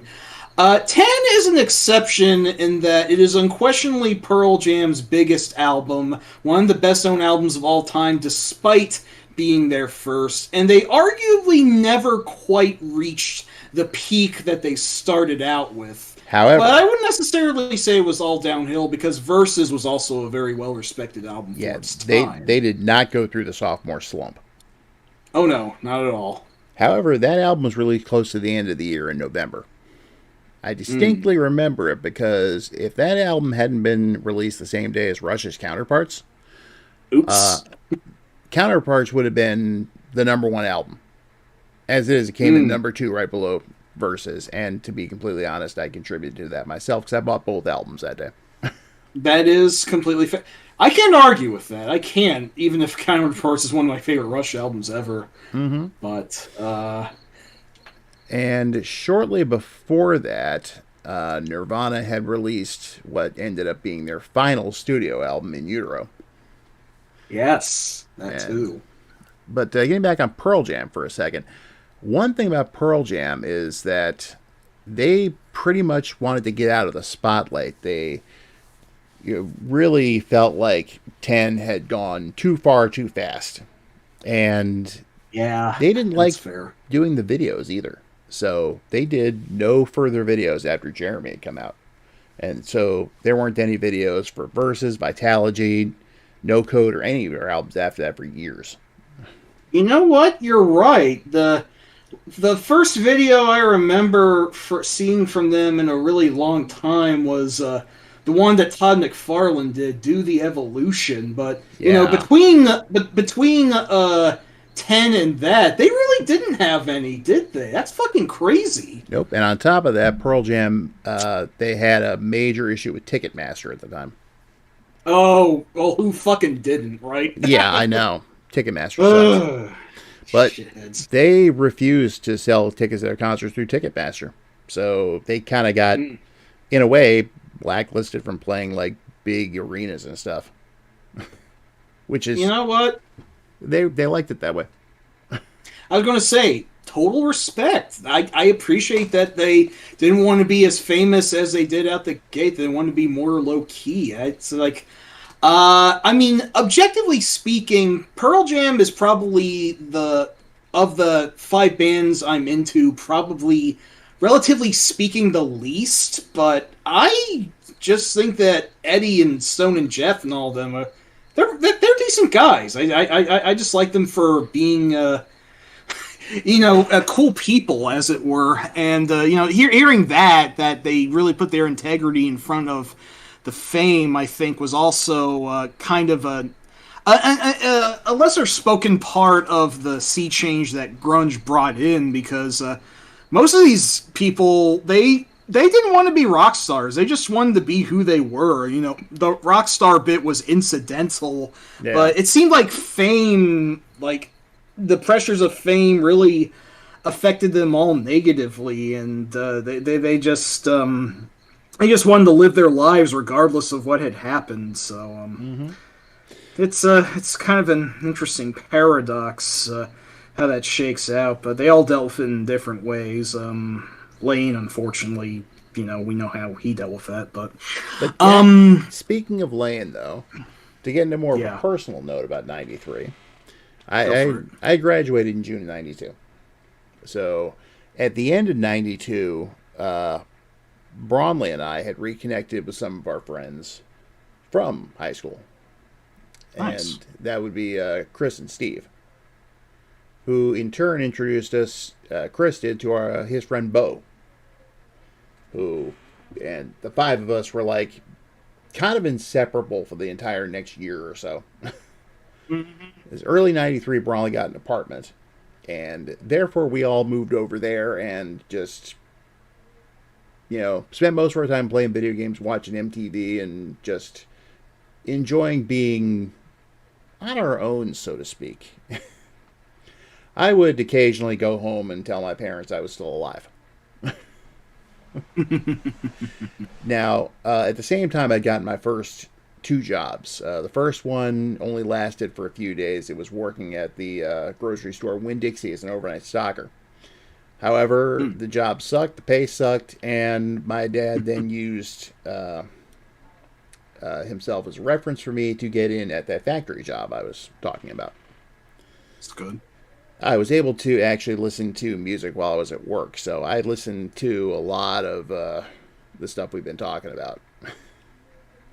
Good dingus. Very good. Yep. So, and I was getting paid good too. I was making $6 an hour. Not bad.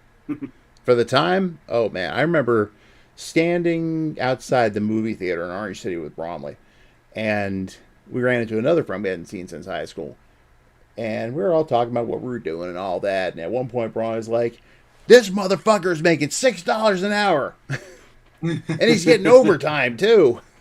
It's true. We were doing a lot of overtime. They had a couple of really big projects. This factory, they built something called Air Track for like Coca-Cola, Budweiser, things like that. And I was basically one of the shop helpers. So I had to go around and do all the little stuff. Like, they'd use these big machines to kind of stamp out the metal pieces they need to build the air track. So what I had to do is I'd get pallets of those. I'd take them over to the sander, and I'd go ahead and deburr them and get all the rough edges off. Also had to polish some of these things too, like the rails. So I had this big, almost looked like a Ghostbusters proton pack, at least the neutrona wand part of it, with this big wheel at the end. And you wanted to wear safety goggles and whatnot for this, plus work gloves, because that thing could fly right off the rail. Yeah.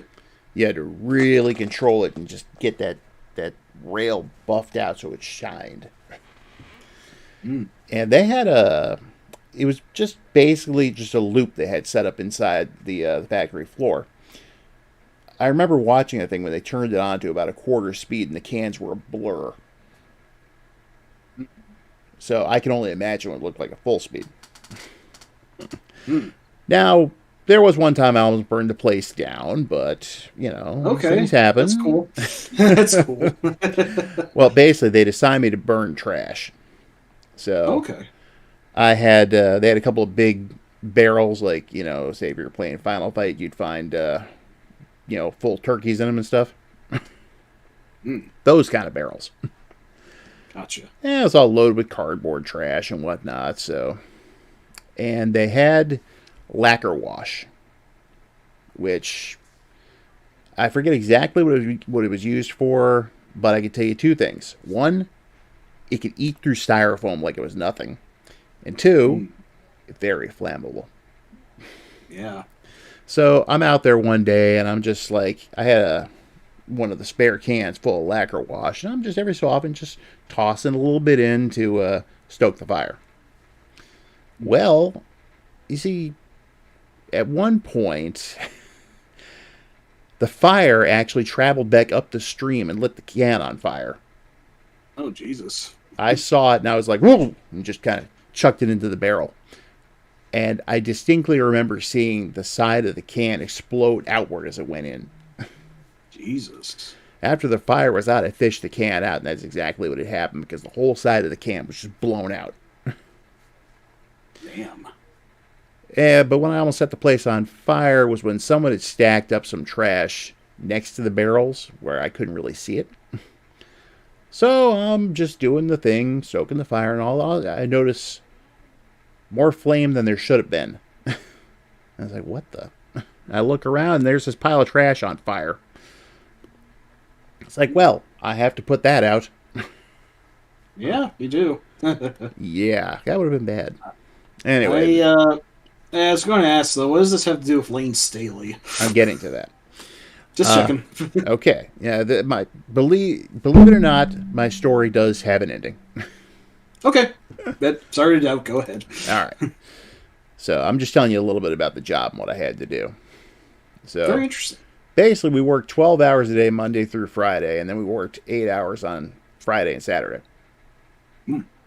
So I was just socking money away into my savings account and my checking account. And since I had no bills, no responsibilities or anything like that, I was just going out and buying whatever the hell I wanted. And my video game collection grew.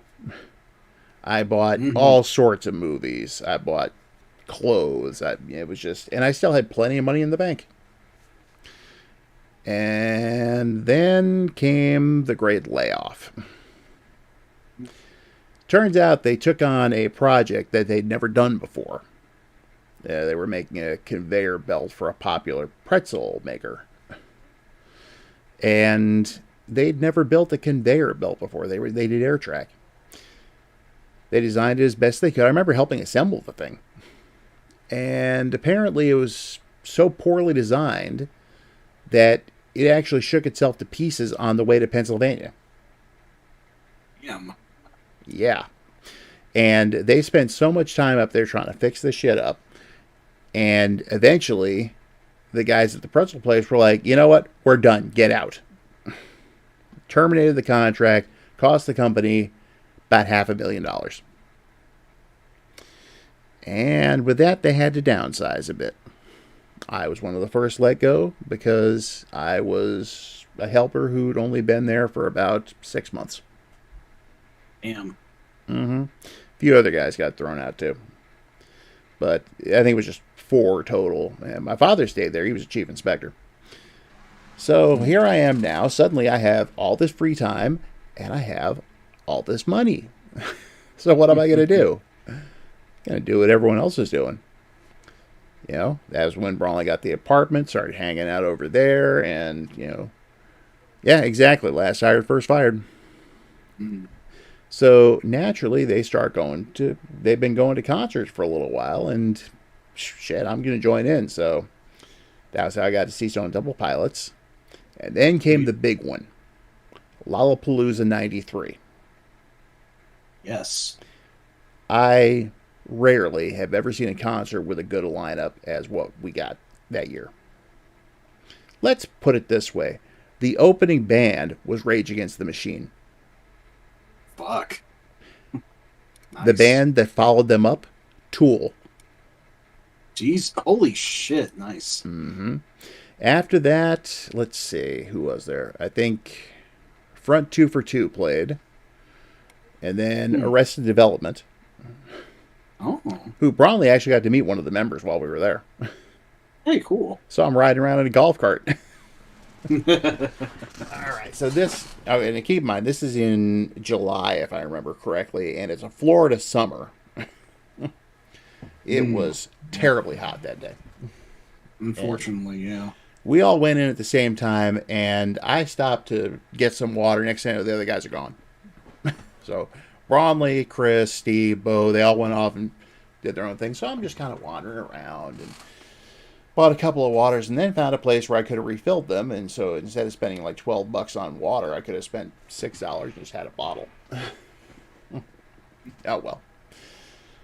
So doors opened at noon. And so it was about mid-afternoon by the time they took their first break. Now, when they came back, Fishbone took the stage. Nice. And there was a second stage, too, with a lot of other stuff going on, but I didn't bother to really check that out. As they put it on the Hullabalooza episode of The Simpsons, it was the freak show. And I'm pretty sure it's exactly what it was. Yeah.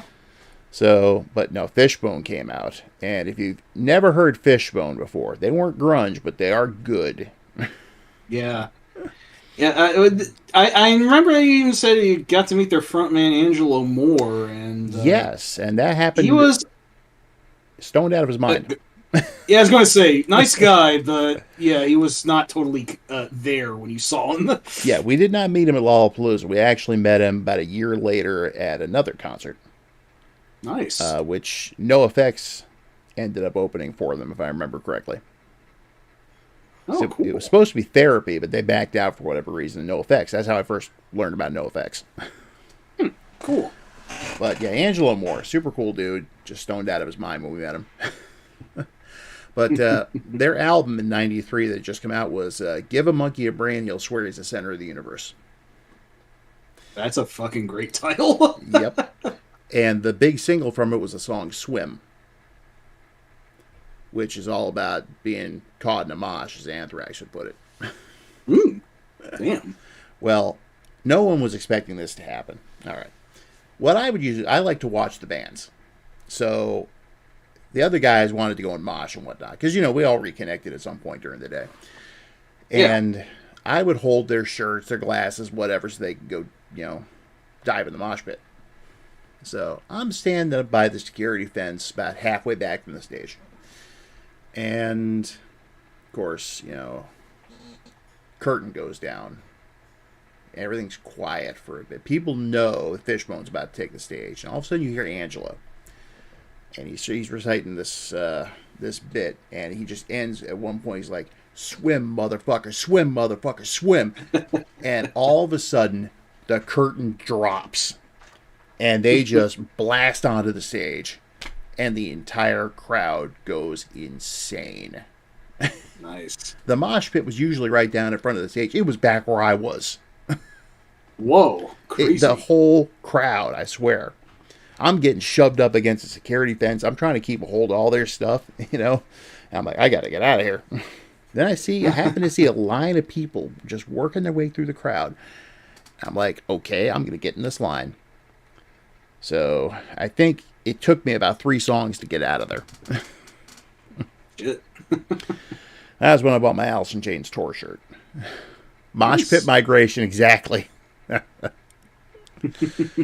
So, yeah, they put on a hell of a show because I watched it from a safer distance after that. When they were done, Dinosaur Jr. came on. Yeah, they just released the album. Yeah, they just released the album, Where You Been? Sweet. And that's a band I gotta listen more to, but You're Living All Over Me is a hell of a good album. Yeah, they're. I actually had a copy of Where You Been for a while. Sweet. Now, at that point, there was only 2 bands left. And one was Alice in Chains, the other was Primus. See what I mean? Yeah, I remember Primus. Right, I remember. This was one of the best lineups I'd ever seen at a show. Yeah, it's crazy. So, when Alice in Chains came on, the sun started to go down, so it's cooling off just a little bit. And, they start playing. I think they opened up with Them Bones. Nice. There's Lane, center stage, in his sunglasses, wearing a 3-piece suit. Oh yeah, I remember. I remember he would do that at a few concerts, but I think I remember this one specifically. Wasn't it light gray or something like that? Yeah, but he's wearing it in Florida in the middle of summer. It's fucking crazy. So of course they now. Also, at the time, this is 93, so Jurassic Park had just come out, and then the big Schwarzenegger movie had just come out, which got completely stomped by Jurassic Park, The Last Action Hero. And Chains had contributed 2 songs to that soundtrack. One was What the Hell Have I and A Little Bitter, right? Yep. And What the Hell Have I was big at the time. They were playing the video on MTV all the time and whatnot. I know a couple points, the whole crowd's going, "What the hell have I? What the hell have I?" And they didn't play it, which sucks. I would love to see them play it live. Oh, well. Yeah. But I remember at one point, I'm just sitting there, it's like, well, what do they play? Oh, man in the box, man in the box, man in the box. Sure enough, that was the next song they played. Nice. Now, here's the kicker. Right when Jerry goes into his major solo on the song Junkhead from Dirt, Lane stage dives into the crowd, mic and all. Wow. Uh-huh. So he's wearing this 3-piece suit, he's carrying the mic, and he just right into the crowd. And I'm just like, damn. Eventually, he gets back on stage, they finish Junkhead, they move on to the rest of their set. And at that point, I had Dirt, but I'd only listened really to Rooster and Them Bones. And I remember thinking, I need to go home and listen to the entire album now. And I think I need to buy Facelift. That was basically what made me the Alice in Chains fan I became, was that show. Yeah. Unfortunately, you went home before Primus started because you were just really tired, right? Not quite. We did get to see about the first half of their set. Gotcha. But, yeah, at that point it was about midnight, and we were drained. We'd been outside all day. Yeah, makes sense. So we just convened and we're like, much as we want to stay here and watch the rest of Primus' set, we would like to leave and get out of here and beat the crowd. That's another good point, yes. Especially when you consider we had about an hour's drive back to the apartment. That too, yeah. Yeah. So, I'll tell you, the next day, though, first thing that went into my CD player was dirt. Yep. So that's my long-winded explanation as how my first job led me to see Alice in Chains, because if I didn't have the money from that job, I wouldn't have been able to go. It's true, it's true. Mm-hmm. But yeah, I unfortunately don't have any experience as elaborate as that, but well, actually, no. I remember when I saw Dream Theater at Gigantor 05. That's actually where I got their latest album at the time, then and there, which was Octavarium. So I was about to say, didn't you see Gigantor the same year Chris and I did? Yeah. That was a really good lineup too, for the most part. Oh yeah, that's like the second best lineup for a concert, because I mean, they had what? Fear Factory, Dream Theater, Megadeth. Dream Theater, Megadeth. Symphony X. That was how I learned more about them. Nevermore was there. That's right. But from where we were, that's about 12 years in the future. Yeah, that's true. So, anyway, 93, that was, and aside from just really getting in, that was like the year I really dove into music and discovered so much. Yeah, it was a good year for music to take hold and shape your tastes for the time. Like, I was still a long time off from that, but I did want to mention something about the lead track on Go, as it were, of Pearl Jam's verses, that is. Yeah. The chorus being Eddie singing, "Don't go on, man," in his accent as he is. I remember I had this book of misheard lyrics. Oh, God. Like, I remember one that was called "Excuse Me While I Kiss This Guy." Yeah, Purple Haze. Famous one there. Like, most of the lyrics, I could see that being them, what they were. And hey, Eris, thank you for stopping in. Much obliged. Always good to have you here, Eris. Yeah, you take care. Have a good one. But oh, geez, what were some other like? I remember we had 3 of these books. There's the one Jimi Hendrix I mentioned. When a Man Loves a Walnut was another. Can't remember what the name of the third one was, but they had. Mo. I kind of wish I was born earlier sometimes, so that I could actually get the more of the culture that I think is that I more so identify with, but it is what it is. I just remember, though, that "Don't Go on Me" was misinterpreted, and it was the most unbelievable of all those lyrics. They had said that some people thought instead of "Don't Go on Me," Eddie was saying "Choke the Walrus." What? Yeah. The thing of it is, the way he says it, it is kind of far-fetched, but the way he says it, I can kind of hear that. Like, just that's just how somewhat infamous Eddie's inflection was, because you hear, like, "Oh, go away, choke the walrus." Like, that was the level of, I guess, incomprehensibility that he was often poked for, even if maybe that one was kind of a stretch, but I always thought it was really funny for whatever reason. So, that's actually a little better than what I thought he was saying on Black. What was that? I swear it sounded like he was speaking Hadith or something like that. Or, Rhodian. Some today. Yeah, Jabba, no, yeah. But, tell me, did it have Creedence Clearwater Revival's "Bad Moon Rising" in there? Oh, probably did. If it's a famous misheard lyric, that's probably what it is. Which one were you thinking of? Yeah, that would be "There's a Bathroom on the Right." Instead of "There's a Bad Moon on the Rise." Yeah, I wish I knew where these books were, even if we still had them, but yeah. Now, we didn't have those, but we actually had, I forget where Sharon got it from, maybe she'll chime in and say something. It was a book full of album covers. Ooh. And I remember finding one of my favorite album covers in there of all time, even if I'm not a huge fan of the band. Supertramp's Breakfast in America. Yeah. Yeah, rest in peace, Rick Davies from Supertramp. He passed away recently. Yeah, I remember seeing that. Yeah. That sucks. Hold me close up, Tony Danza. Oh, yeah. Oh, yeah. I actually remember that one had another misinterpretation. Hold my clothes and tie me down, sir. Yes. I remember that being one of the things there. So, kinky. Yeah, very.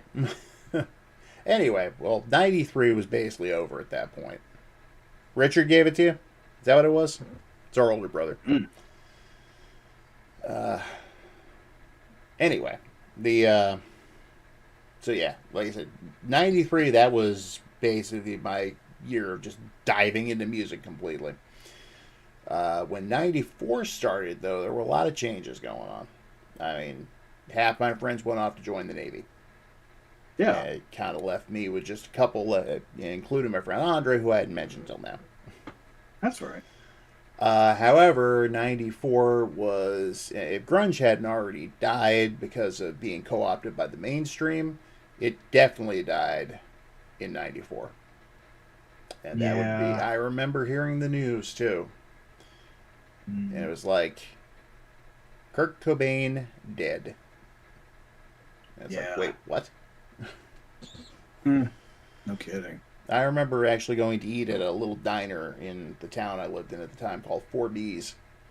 And I must have looked kind of down because the waitress commented on that. I was just having breakfast, you know. I'm like, yeah, I just found out the lead singer of one of my favorite bands committed suicide.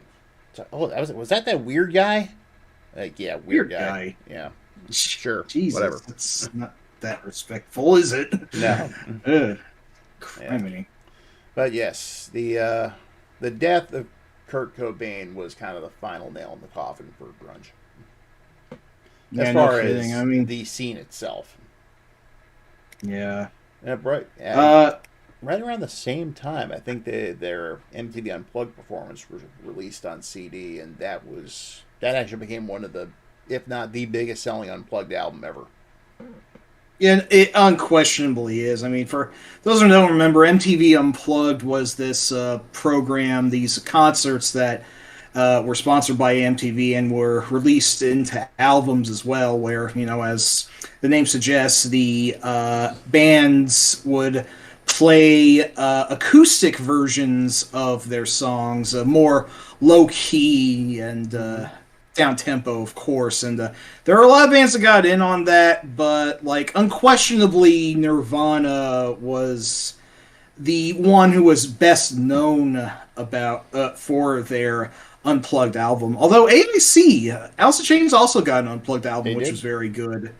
Mm-hmm. Yes, I like the grunge sound just really fit that aesthetic really well. But yeah, the Nirvana one was all time. That one was that one made people think that the man who sold the world was a Nirvana song. Basically, I mean, sure, it was first time I heard it. I didn't hear the original version by Bowie, but it was that big, and like anything Nirvana did was that big. Like we mentioned In Utero, and I wanted to say offhand, like it was definitely a much darker album than Nevermind. Its major single, Heart Shaped Box, had that like creepy lady angel with the organs showing, and that visual really disturbed my mom back in the day. And think of some of the lines from the song. I wish I could eat your cancer when you turn black. Your cancer when you turn, yes, that's a Jesus, Prime. Yeah, I remember hearing about that. We were out of the apartment by then, so I no longer had access to MTV unless I went over to Andres. So I didn't get to see it live. I heard about it elsewhere. So I think possibly made the news, like actual newspaper. We had a subscription. I very, very vaguely remember it. I do remember that Kurt Loder was actually the one talking about it, and it just kind of just came out of nowhere. He shot himself. Just whatever. I don't think the reason was ever fully known. I don't think he didn't leave any sort of note, did he? Yeah, he did. Oh, shit. Well, I'm an idiot then. I'm an idiot then. Forget me. Of course, all sorts of conspiracy theories ranging from, well, there's no way he could have pulled the trigger himself. He had too many drugs in his system, and this was too long. The shotgun, all this stuff. All the way to, it was Courtney Love who pulled the trigger. Yeah. And yes, we should go ahead and just bring her up briefly. Courtney Love. Briefly, yeah. She was the lead singer of the band Hole and was Kurt Cobain's wife. And also was known as a complete and total train wreck. Although I gotta say, as an actress, she wasn't too bad. She was in the movie Man on the Moon. She did a pretty good job in that. Credit where it's due. I mean, I will acknowledge that I believe what was it? Their sophomore album, Hole, lived through this. It made a pretty meteoric, or a big enough impact for its time. I'll give credit. It's I never really got into them, but it was big for the time, and it was certainly resonant of the sound. But I always got the impression that Courtney Love was sketchy somehow. I don't really know her per se, but I know she had accrued a negative reputation for whatever reason. And yes, Courtney killed Kurt and made it look like a suicide is something I heard being bandied about even then, which I cannot say if there's any truth to that. I certainly will not accuse her. Nothing's ever really been proven on that end, but she existed. She continues to exist. She was a member of Faith No More briefly. Really? Back in their early days. She never before Mike Patton even joined? Way before Mike Patton. Possibly before Chuck Mosley. Though. That's fucking crazy. Jesus. Holy shit. Yeah, we're talking early 80s here. Holy shit. That is... I remember, and I just had to double check the dates on this. I remember hearing at one point that because Kurt had died somewhere. It's generally considered to be April 5th was his actual date of death. Do you know it was released about a week later? Was it Super Unknown or was it Purple? It was Live Through This. Oh, the album I just mentioned. So I remember reading this kind of conspiracy theory that, that album became much bigger because it was known as, Kurt Cobain's widow's band now. That is certainly a curious coincidence, but again, I don't like to think of myself as a conspiracy theorist. It just feels like wasted time to wonder about something that's already happened like that. I haven't actually heard that theory in decades, but I just wanted to bring it because I remember that actually being a thing. Yeah, interesting parallel, but yeah, it's whatever, I guess. Yeah, definitely a bad coincidence, Snarp. That is another good point. Yes, now, as absolutely. far as Kurt having a chronic pain disorder or stomach problem, well, one real way to find out. Let's see. During his final years, Cobain struggled with heroin addiction, stomach pain, and chronic depression. So he definitely had that kind of chronic pain. Yeah. Yeah, that is unfortunate, yes. Mm-hmm. I mean, although, looking something else up, I should note that, a month before this happened, Soundgarden's Super Unknown was released, which was absolutely their biggest album, was also one of the biggest albums of the time. That was the one with Black Hole Sun on it, and if you know Soundgarden, for anything, you have heard of Black Hole Sun at least once in your life, but it also had a lot of their other big ones, Fell on Black Days, The Day I Tried to Live, Spoonman. Spoonman, one of my faves. You weren't going to say Pretty News, were you? No. That was Bad Motorfinger. I was going to say that 4th of Bad July, Motorfinger. which is the... Wait. Pretty Noose was on Down on the Upside. I am such a failure. I knew I'd fuck all these up. I'm so sorry. Jesus Christ. But yeah, 4th of July, a bit of a deeper cut from them. That song's pretty creepy. I like that one. Oh yeah, I play that every 4th of July. Even though it has good idea. It has nothing to do with the holiday. It's about an acid trip. Yeah. Although what's funny is my oldest was born on the 4th of July. So I sent her that song, and she was like, okay, I know this has nothing to do with the holiday, but this is great. I raised her well. Excellent that you did. So, but yeah, Super Unknown, I was kind of half and half on Bad Motorfinger. So I didn't really, the album didn't click with me as a whole, but Super Unknown, yeah, hell of an album. Yeah, meteoric for its time, and it is more or less 1 month before Kurt's suicide. So I guess you could call it like the last truly great grunge album, or at least I would, if looking up the date, if Stone Temple Pilots' Purple didn't come out in June of 1994.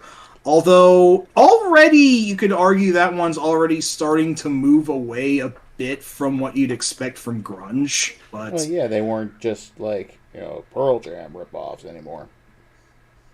Purple is the album that really distinguished themselves more so. I mean, I really like Core, but Purple is just interesting that like almost every song on it feels like it could have been done by a different band, which is testament to just how freaking talented they were. I mean, the big one from that one is probably Interstate Love Song, but also Vaseline and Big Empty were pretty big for the time as well. I'm a pretty big fan of the song Unglued.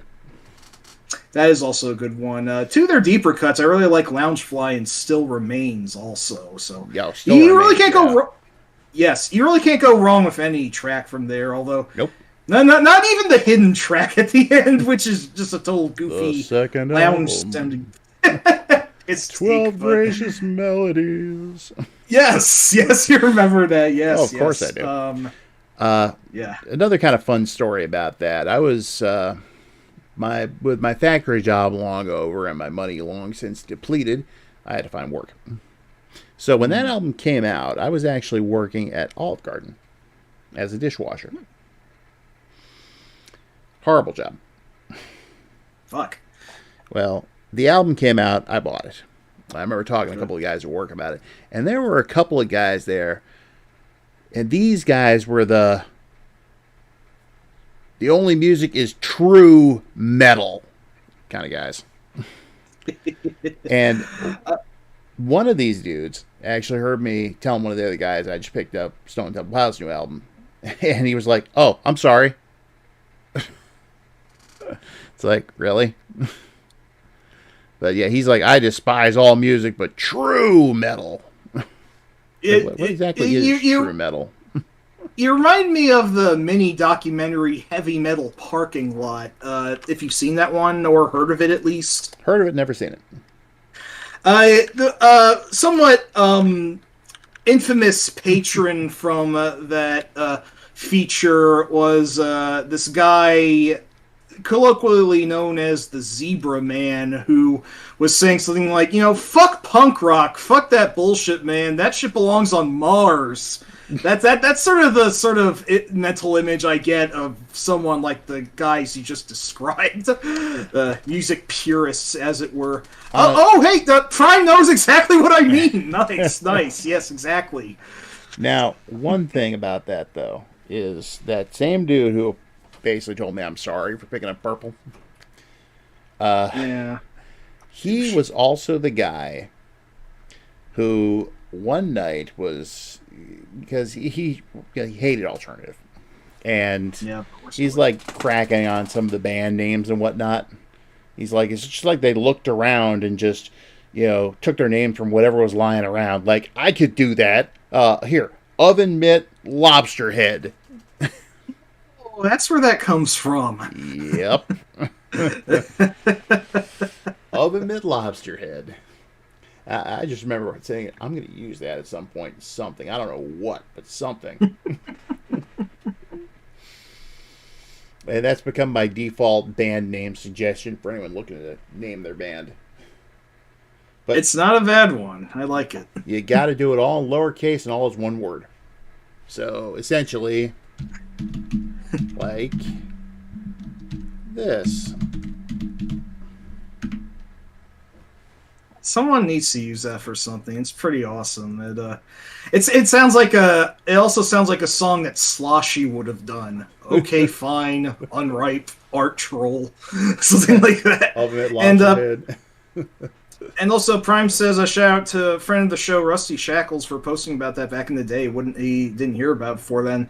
I just heard from it from I saw it with my brother, and yes, it was a very interesting time capsule of what was expected of what the sort of a crewman of metal was at the time. So now, at the time Purple came out, that's when pop punk was really starting to pick up steam, because right at that exact time, Green Day's Dookie and Offspring's Smash both came out. Mm-hmm. Yeah. Already another cultural shift was happening, as it were. Certainly not as meteoric as when Smells Like Teen Spirit landed, but already you could kind of hear the dials turning in another direction. Yeah, and that same I Despised Everything But True Metal. Yeah, he kind of dropped the alternative thing and started going after them. It's like Green Spring, an off day. Okay, that's kind of that's nominally funny. I'll give credit where it's due. Yeah. It really did snarb. It was a really interesting goddamn time for music, and I am probably really biased, but that's just how interesting, how many shifts it went through.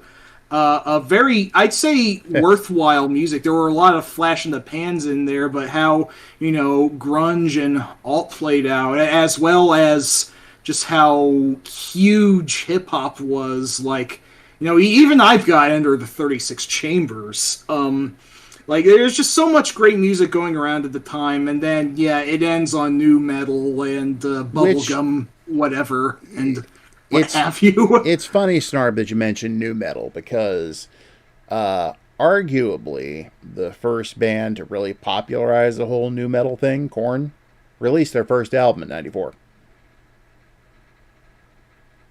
$3 bill, y'all, right? That was Limp Bizkit. I'm thinking Korn, Korn. Oh, yeah. Hey, I don't remember dates so well. That's been a running theme of this goddamn show. Korn really was ahead of the curve. Brutal goddamn album. A bit of a hard listen, but still a good one. I distinctly remember. I want to say it was in '95, actually. And yes, Sharon, Goo Goo Dolls and Gin Blossoms were right around the same era. Gin Blossoms actually put out their New Miserable Experience album back in '93. Yeah. But they weren't grunge. Tool is... they're unique in a great way. Yeah, I don't know exactly how to characterize them. I can see a little bit of the new metal influence, but like I had long time heard to them referred to as math rock, and if I had to classify them as anything, that's the closest thing that I turn to. But kind of like Primus, they're practically their own genre. Well, I'll tell you, I remember in '95, must have been early that year, going out with some friends of mine up to Best Buy. I had gone there to pick up some new albums. I'd heard Korn's debut and was like, I'm going to pick this up. I heard Marilyn Manson's Portrait of an American Family and a couple other albums. Yeah, basically, we're into the post-grunge scene in '95 when you had bands like Bush and Sponge and Moist and Bush and Sponge and Better Than Ezra. Yeah. That was also definitely a band. I'll certainly take this time to push, like, my secret favorite band that I don't see get talked about enough. Local H, if you don't know about them, they kind of made a pretty big splash for a time with the song "Bound for the Floor" from As Good as Dead, but they haven't been quite that popular again. But they are not only one of my favorite bands now, but I saw them last year. They were my 4th concert after like more than a decade of not seeing concerts. It was a great show too, and I just wanted to plug a band I really like. Scott Lucas is a fucking genius. Now, Snarb just gave me a great setup for a joke that used to go around back in the day. Hey, go for it. We often used to say that Sponge and Moist needed to tour together. They could call it the Moist Sponge Tour. Then someone took it a step further and said that Moist and Bush should tour together on the Moist Bush Tour. Yeah. And at the same time, we were also getting stuff like Dave Matthews Band. And a chill filled the room.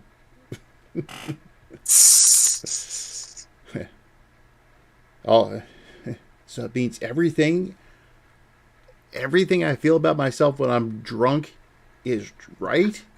Yes. Yes. Except the Dave Matthews Band does not rock.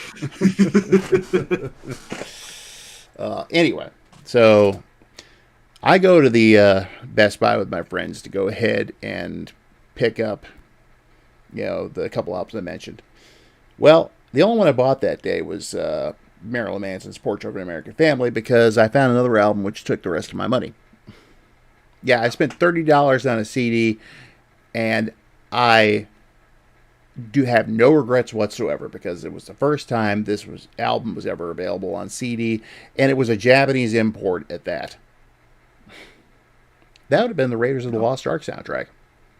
Oh, that's very on brand for you. I would not argue with that. I had been hunting for that on CD for several years at this point. Only to be told it wasn't on CD. The closest I got was finding the Japanese import of Temple of Doom soundtrack.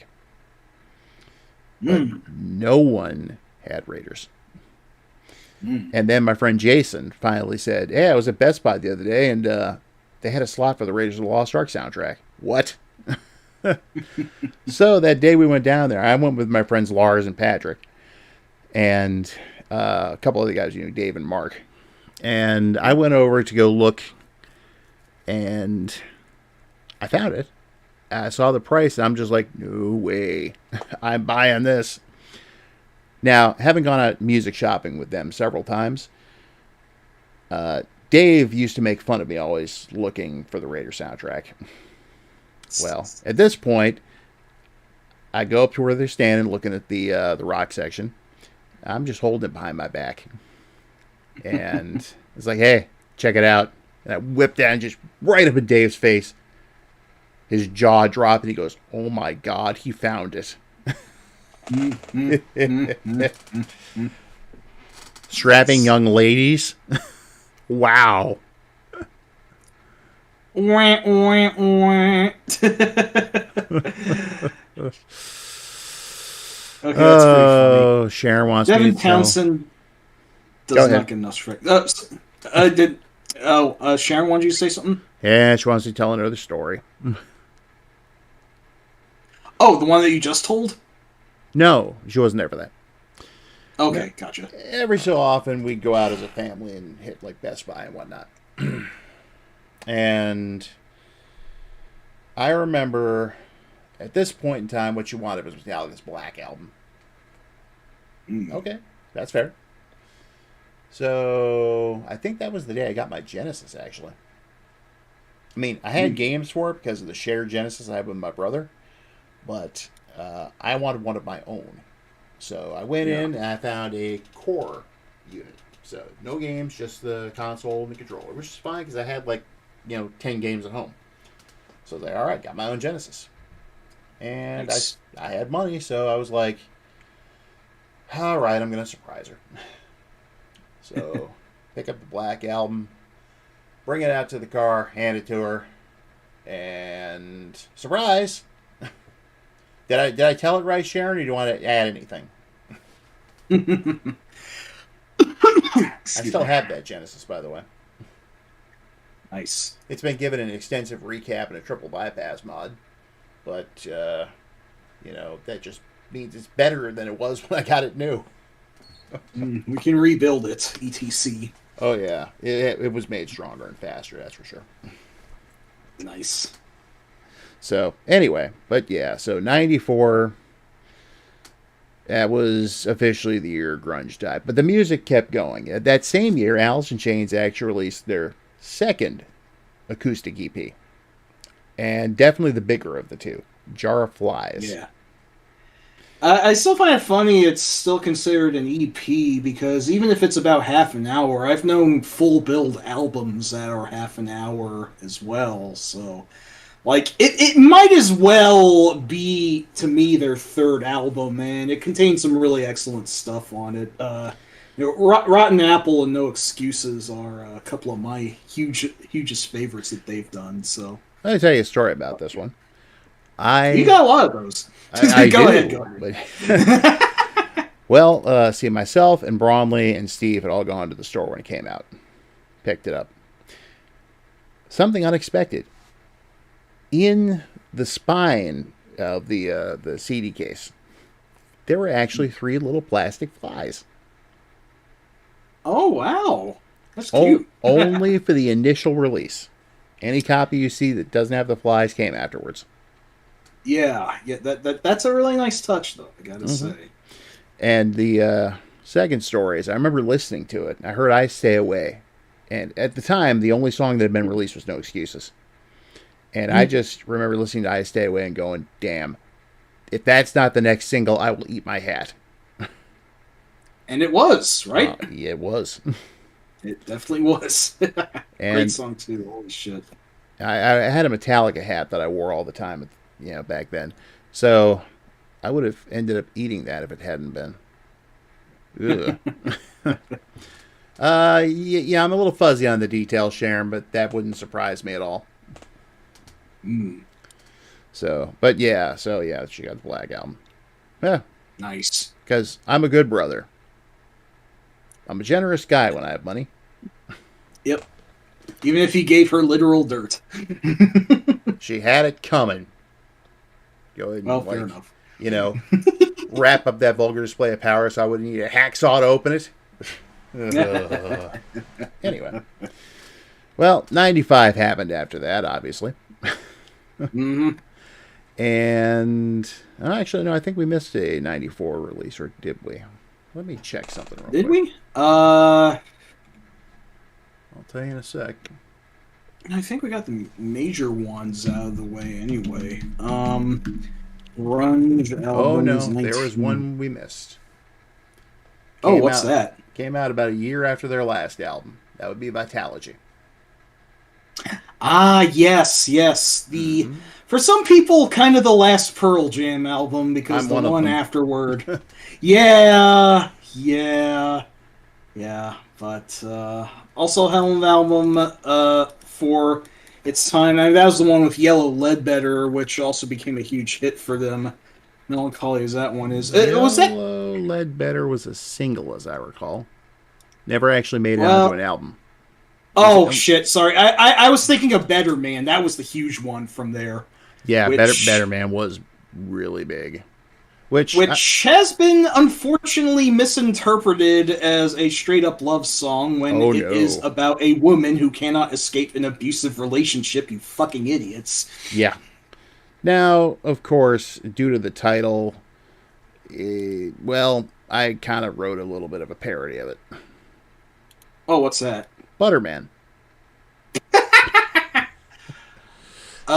She lies and says she wants margarine. Can't find the butter, man. You dork. Oh my god. This is ancient, though. Speaking of ancients, I am made of their butter and I am worth 2K monies. Eat communism. Oh Jesus, that probably only makes sense to us in Snarv, but yeah, Prime possibly maybe, too. I was gonna say maybe Prime remembers that whole Michigas with the bogus Bioforce 8 postings. Yes, food based in the Weird Al manner, exactly. Very much so, yes. But Vitalogy, though, unlike the previous two albums, there was at least one, if you want to call it a song, which I absolutely hate on that album. Hey, Fox and Mop handled Mama, that's me. That's the one. You're not the only one who doesn't like it all that much. Most people tend to just end the album at Immortality, so far I understand. So, and Immortality is one of my favorite songs on the album. Absolutely. As well as it deserves to be, so. I'm not a huge fan of Bugs either. Yeah. However, I will say that the first two tracks, there's Last Exit and Spin the Black Circle. Those are great. I really need to give Vitalogy another listen. It's really been way too long. Fuck, I need to give Versus another listen. I have not been kind enough to Pearl Jam lately. Although, as we have said, the releases after Vitalogy have been incredibly mixed. But, even if you release 3 great albums in your lifetime and the rest are just kind of drifting, it's still more than most other people have done, so credit where it's due. That being said, you consider No Code, their 4th album, to be something of an abomination, right? It's not completely terrible, but it's not an album I was really interested in, aside from the first single, Hail Hail. Yeah. In fact, when it first came out, I remember damn near falling asleep listening to it. And I was like, okay, this is a no-go, no sale, no way. But on Vitalogy, though, I'm going to get a little personal here for a second. In this regards, my writing. I have had a duology idea I've been kicking around for some time, which is going to take place in this era. And I'm not thinking it's going to be the Great American Novel or anything like that. However, the title of both books are taken from Vitalogy.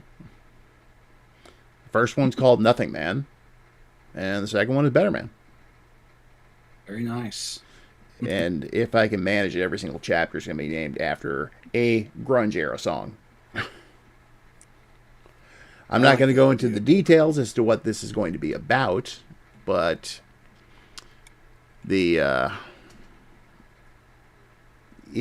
kind of, it takes a lot of elements from my own life at the time, and stuff from the people I knew, or in a lot of cases still know, and I'm hoping I can at least write something compelling, if nothing else. Sharon, that album you're thinking of is number 4 by Stone Temple Pilots, and that's only one album, the one with the white star. You see, to get back to Stone Temple Pilots here for a second, now that we're done with 94. Yeah. If I remember correctly, STP released Tiny Music in 95. Or was it 96? Yes. Wait, it might have been 96. Let me check. 96. Guess what? First, it was nice. Yeah, you beat me. Wow. Well, not much came out from this. Let me see something. Okay, there was one album of note from 95. Yeah. And that would be the album that's informally known as Tripod, the self-titled Alice in Chains album. Right. That was a big one. Yeah, definitely very big. If anyone knows any song from that, it would very likely be Heaven Beside You. Mm-hmm. That was, I think, the biggest single from there, although Grind was also fairly popular, and I think didn't they have a third single from there? Yeah. Again, yes, that's also a great one. But, yeah, even harder to listen than Dirt, it is even bleaker than Dirt, if you can believe it. It sounds like even more downtrodden, more like it, the album was met, I think, with mixed reviews at the time, and also even in hindsight. And it's grown a lot on me over the years, but knowing what we do about AIC now, it's kind of hard not to see it as kind of an audio portrait of a band that knew they were just kind of crumbling away at the time. And this is when Lane's heroin and other drug problems were just really starting to cut in, to the extent that on a few of the songs, Lane was a lot quieter and Jerry took lead vocal. Most notably with Heaven Beside You, Lane was really more of a supporting vocalist on that one. So this was the last full album that Lane participated in. Yep. And then they did also 2 other songs, Get Born Again and Died, later, which are both very good, and those were released on Music Bank and Nothing Safe, Best in the Box. But Died was a little prophetic, if you ask me. No kidding. At least title-wise. Yeah. And Lane just... Go ahead. On that note, Nirvana's last released song was extraordinarily prophetic, title-wise. You're right. No. That came out post Kurt's death. Shit. No, this was on the Beavis and Butthead Experience of all albums. And it's called... Really? I Hate Myself and Want to Die.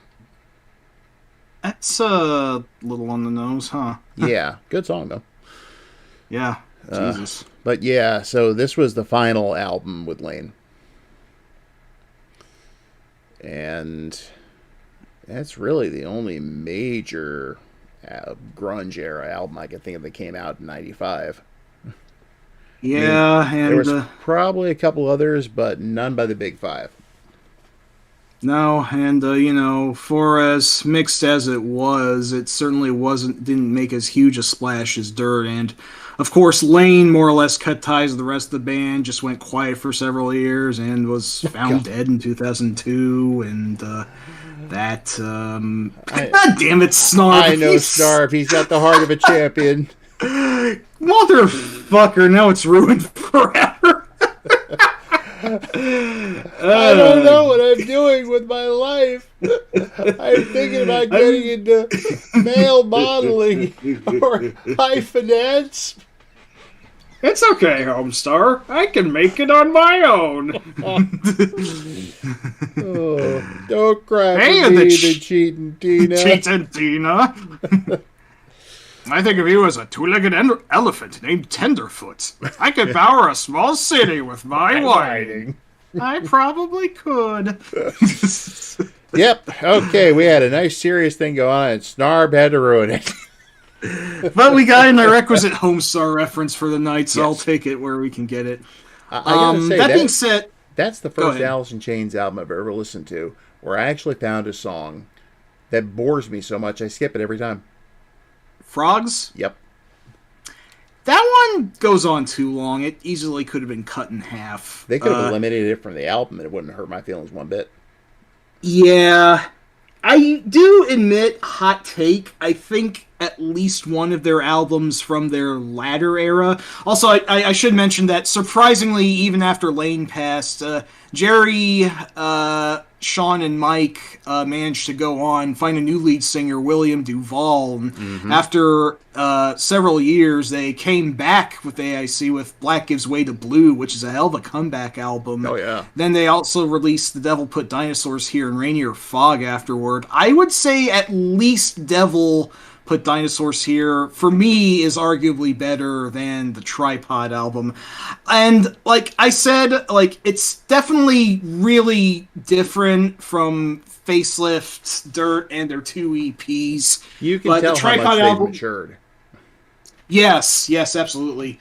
The Tripod album has grown on me, even if it does have a couple of clunkers on there, but it's a very interesting listen, to say the least. But it is also very indicative of grunge now basically having just being like shreds, little pockets of existence. The huge splash that was made was just a few dried up puddles now, and the end. Mm-hmm.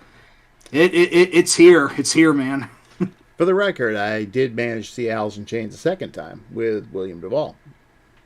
That's awesome. When was this again? This would have been, oh God, when was that? Possibly 2008, because they were on the Black Is Way to Blue tour. Excellent. And it was at a place that Mo and I know quite well. Oh, You should know we both worked there. that's right. Holy shit! Nice. Casino that shall remain nameless. Yep.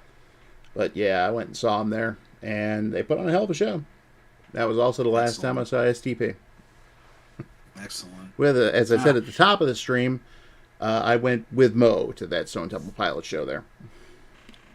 Awesome.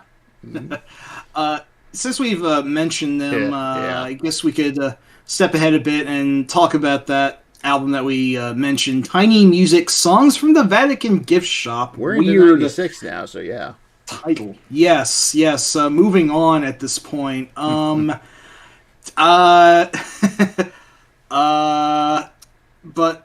interesting sentiments, Snarb. I wish it would, but I will say music kind of fucking sucks now, and I'm not counting on it. Okay, I'm generalizing, but I will say, Mo, if nothing else, I made some good friends, and I have some interesting stories to tell about that place. You really do, yes. Mm-hmm. But yeah, Tiny Music. I was working at Publix at the time. I remember because on my lunch break, I went across the street to Target and picked up Tiny Music.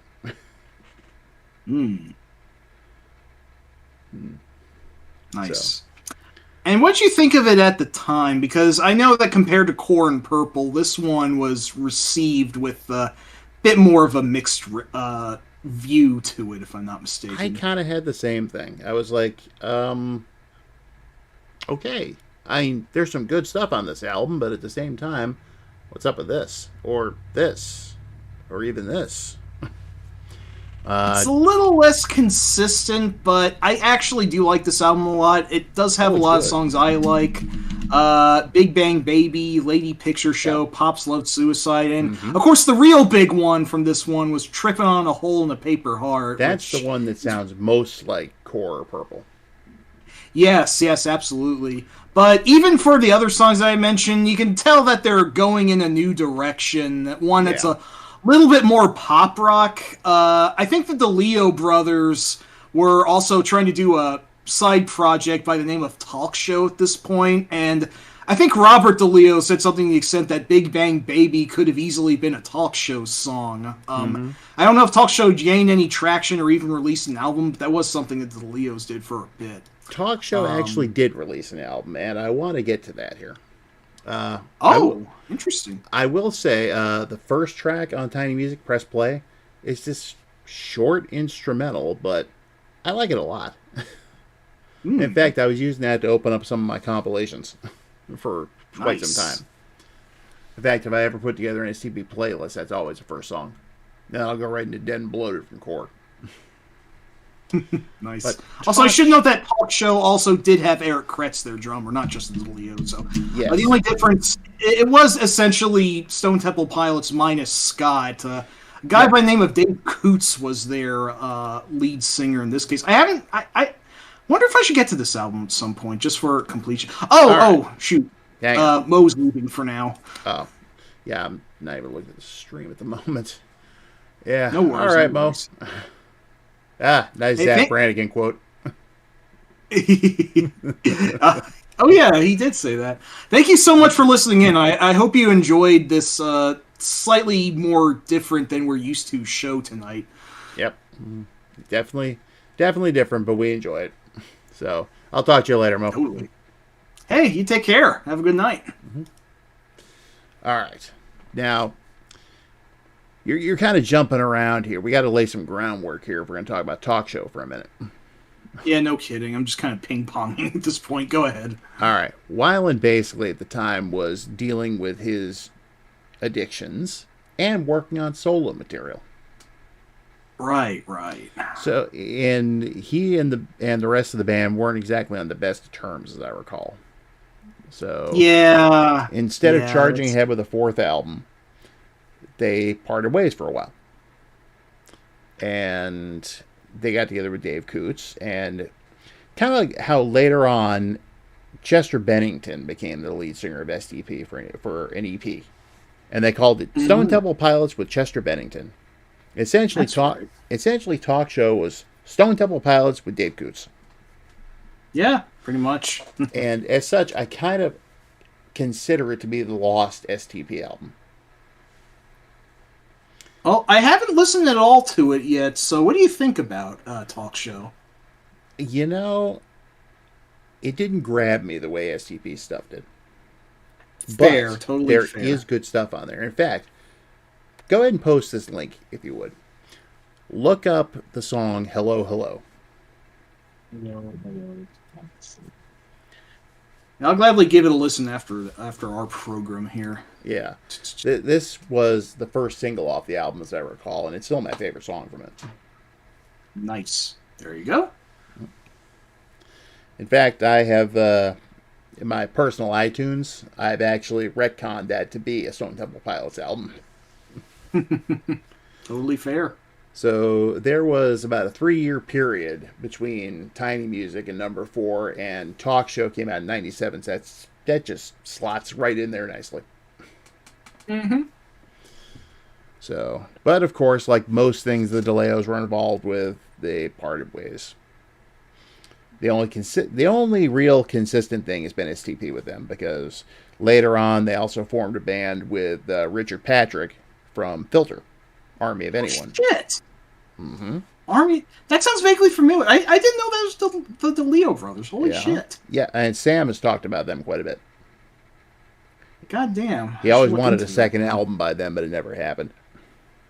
That's too bad. Goddamn. Yeah. You should listen to it sometime. I gladly will, now that I remember it exists. Yeah, it's easy to forget about, unfortunately. Yeah. Shit, though. Well, at this point, we're kind of running on fumes with the whole grunge thing. So it's only fitting that the earliest of the big five to come into being released their last album in 97 at the time. Because no one knew they were going to get back together years later and do one final album.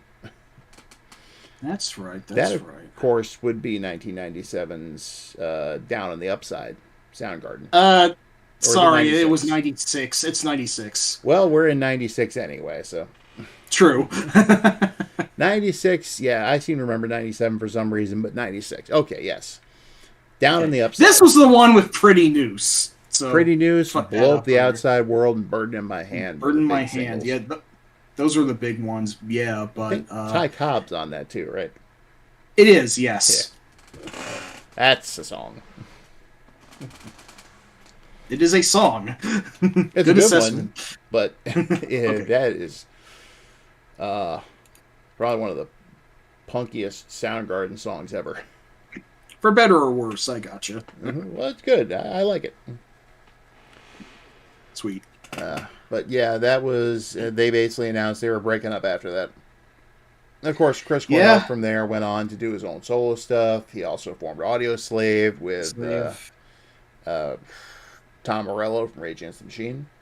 That's right. And then Chris also did You Know My Name, the title song for Casino Royale, the first Daniel Craig Bond film, which is a hell of a song, I gotta say. Didn't think that the Soundgarden guy would be capable of a Bond song, but it's fucking great.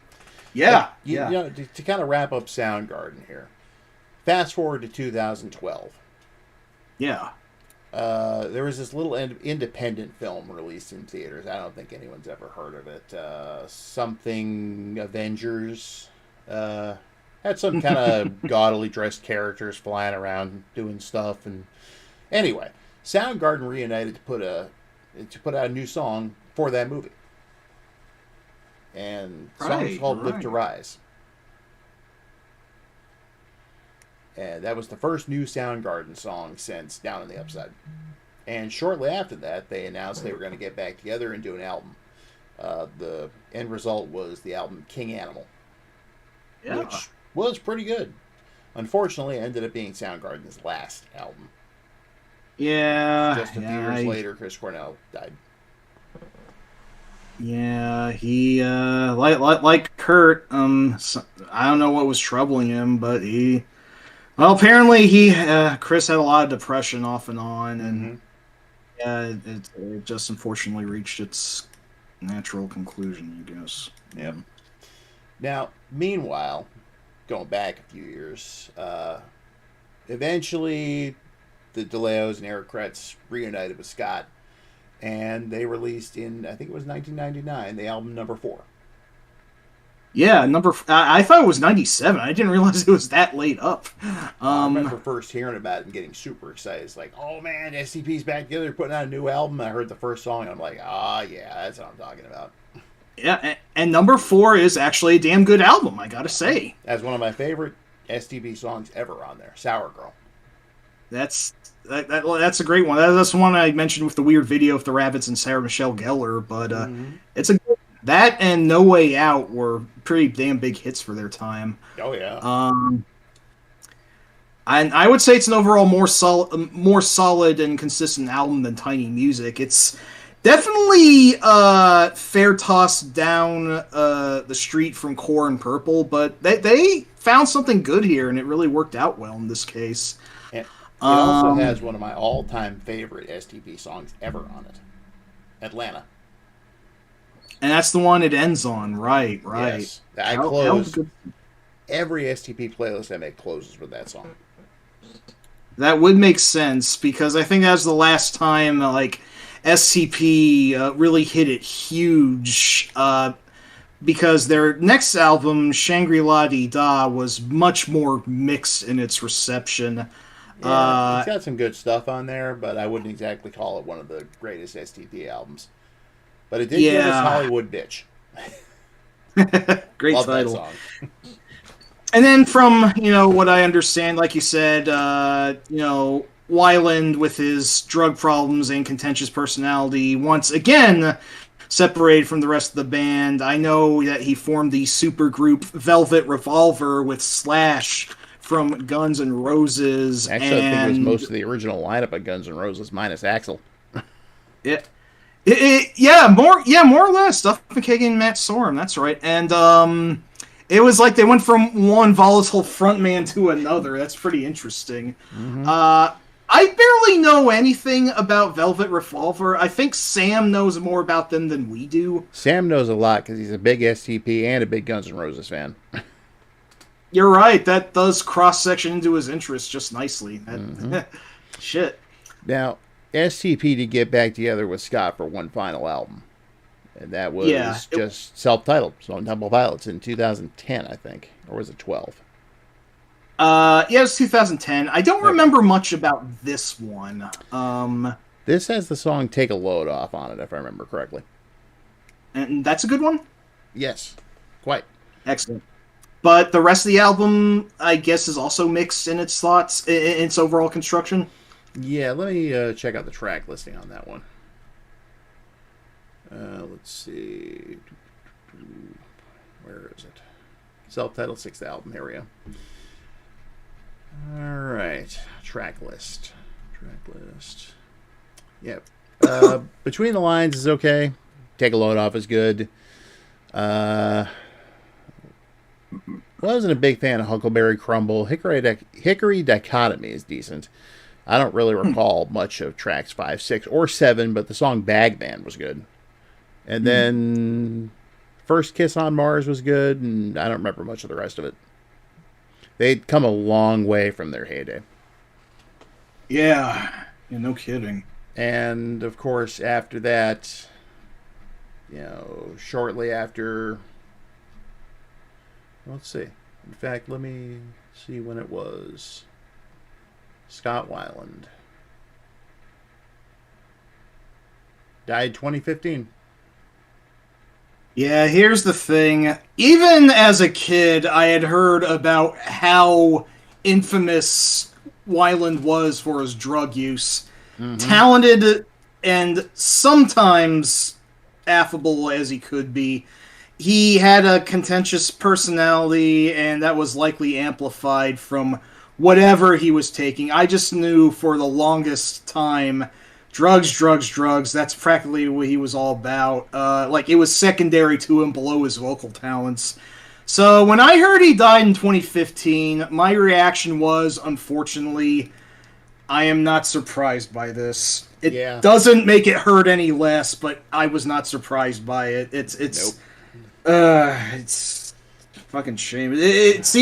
It's crazy he held on much longer than Lane did, but like, God, it's still fucking sucked. And speaking of Lane, to go back to Alice in Chains, they released the Music Bank box set and the accompanying greatest hits album, Nothing Safe. When was that? 98 or something? I don't remember. Hang on, let me look it up. Music Bank. Okay, that is not a South Korean music program. Weasel Wuzzle? Yeah, exactly. 99. Okay. Mm-hmm. And Lane recorded Get Born Again and died in 98. Yeah. Interestingly, both of those songs were intended for Jerry's 1996 solo album. Not his 96 solo album. That was Boggy Depot. But his second solo album, which was dedicated to Lane, as it turns out, in 2002, Degradation Trip. Right, I forgot it was released the same year. Pretty damn good album, too, I gotta say. Oh, yeah. I like Boggy Depot, but that one was really good. Yeah. But yeah. Yeah, Lane died in 2002, and Degradation Trip was released shortly thereafter, with a dedication to Lane in it. Mm-hmm. So drugs, basically killed off all of these singers. Except Eddie.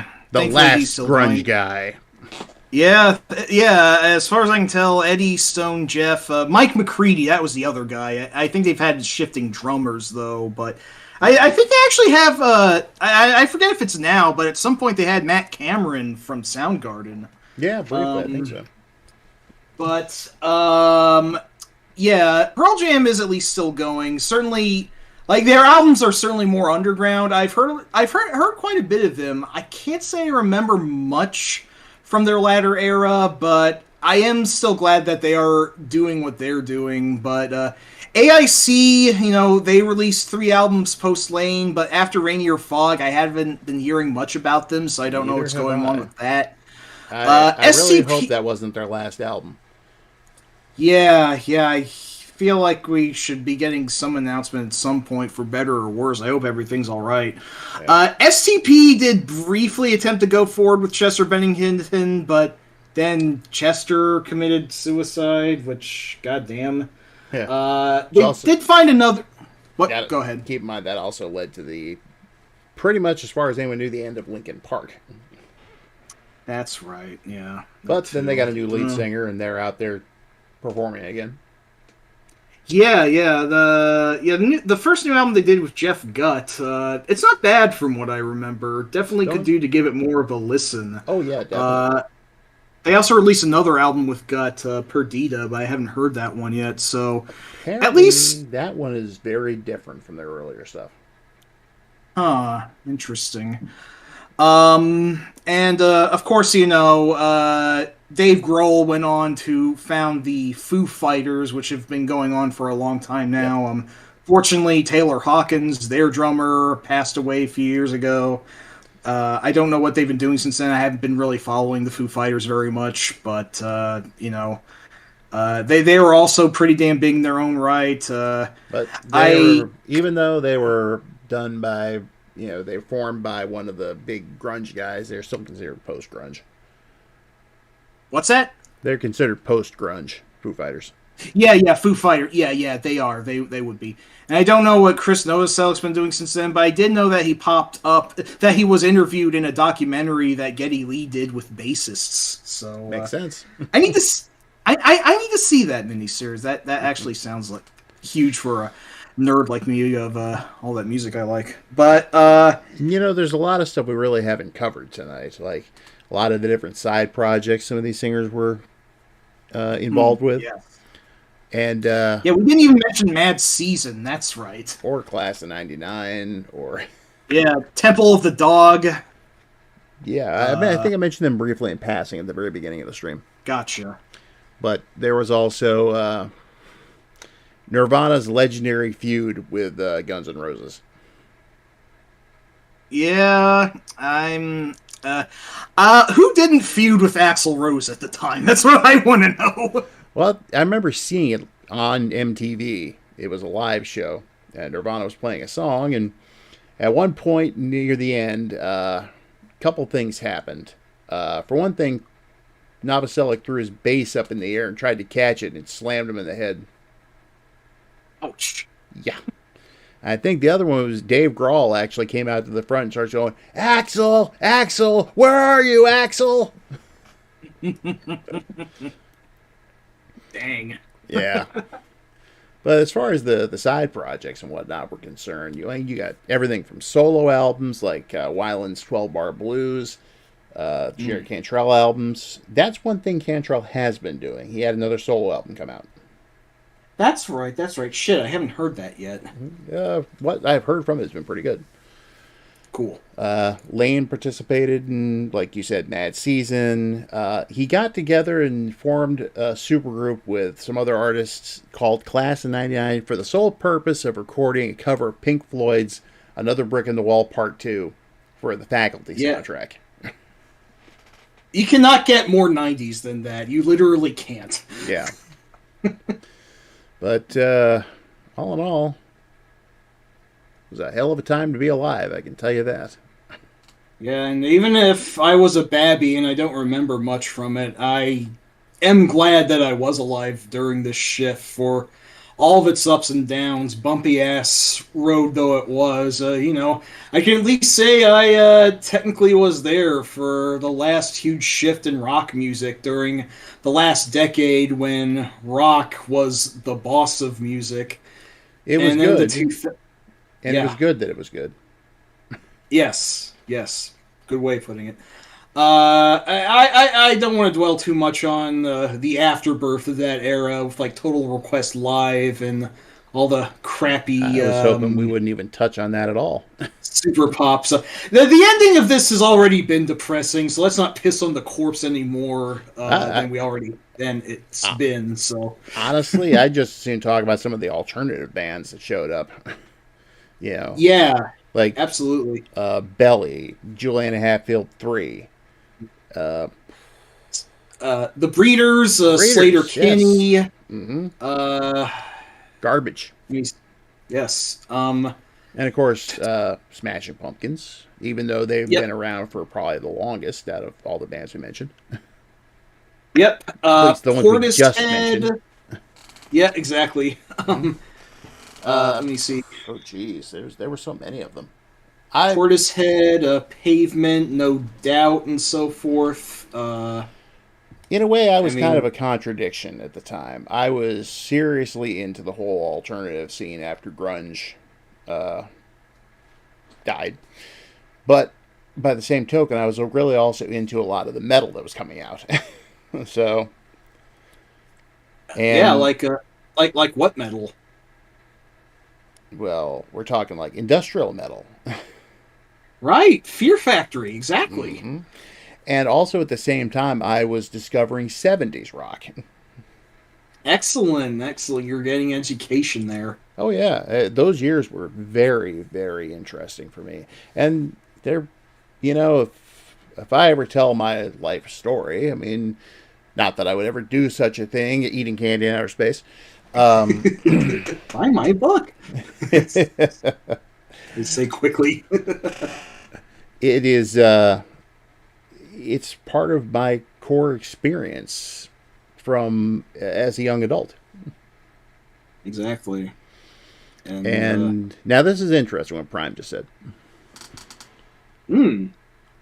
Raven's finisher was called the Even Flow DDT. Yeah, speaking of ECW, I remember that Tommy Dreamer, his theme song was very clearly an Ursat's version of Man in the Box. So yeah, that music it informed the wrestling culture at the time as well to an extent. I'd already gotten out of wrestling, but I'll give them props for taste. Totally, yes. Oh, Faith No More. Oh, that was another band I was just getting into at the time. Yeah, both PJ Harvey and Tori Amos were really big in the '90s as well. Sonic Youth. Liz Phair. I guess. Yes, exactly. Weezer. Say we will about them, but their first two albums were huge. Yeah, especially the first one. Yes, absolutely. The Blue Album, as it were. There's just. Man, there's so much about this era that, given to nostalgia as I can be, I still think a lot of this music holds value and really shouldn't be forgotten about if at all possible. I just think it's neat. Even not getting into all the, cultural influences that it brings into time. I just... There's just so much that I can say about what I recall from 90s music, what I like and what was big. And then the 2000s came and I can only tell you like about a tenth as much of that as I can 90s music. Same here. Now, something interesting. Have you ever watched The Professor of Rock? I don't believe I have. He's got a good channel. He's very well informed about a lot of stuff, but his focus mainly seems to be on the 60s, 70s, and 80s. He's tried to get into the 90s on several occasions, only to be shouted down by the commenters. Oh, why is that? Because they all want to hear about 60s and 70s stuff and 80s to a degree. And 90s is really that much of a shift up that these assholes don't want to dignify it? Pretty much. God, that fucking... Like, why is it that people want to forget the 90s? Like, what's everyone's big fucking problem with Generation X, anyway? I don't know. All I know is we just want to be left alone. Well, for better or worse, I guess you have your wish. Oh, people... Yeah, come on. We get these other generations trying to drag us into their culture wars. Yeah, that's the problem, Snarm. I mean, don't get me wrong. I love 80s music. I love a lot of it. Yeah. One of the only good types of pop is 80s pop. Yeah, but, totally. It's just like... And which is weird because how many of the grunge bands were inspired by 70s rock? Exactly. Yeah, 70s, rock in the 70s was maybe the hugest it ever was at that time. In the 80s, maybe it's more of a backseat to pop a new wave, but then when it came back swinging in the 90s, oh, hey, Dane! Hey, Dane, what's going on? Holy shit, the whole generation...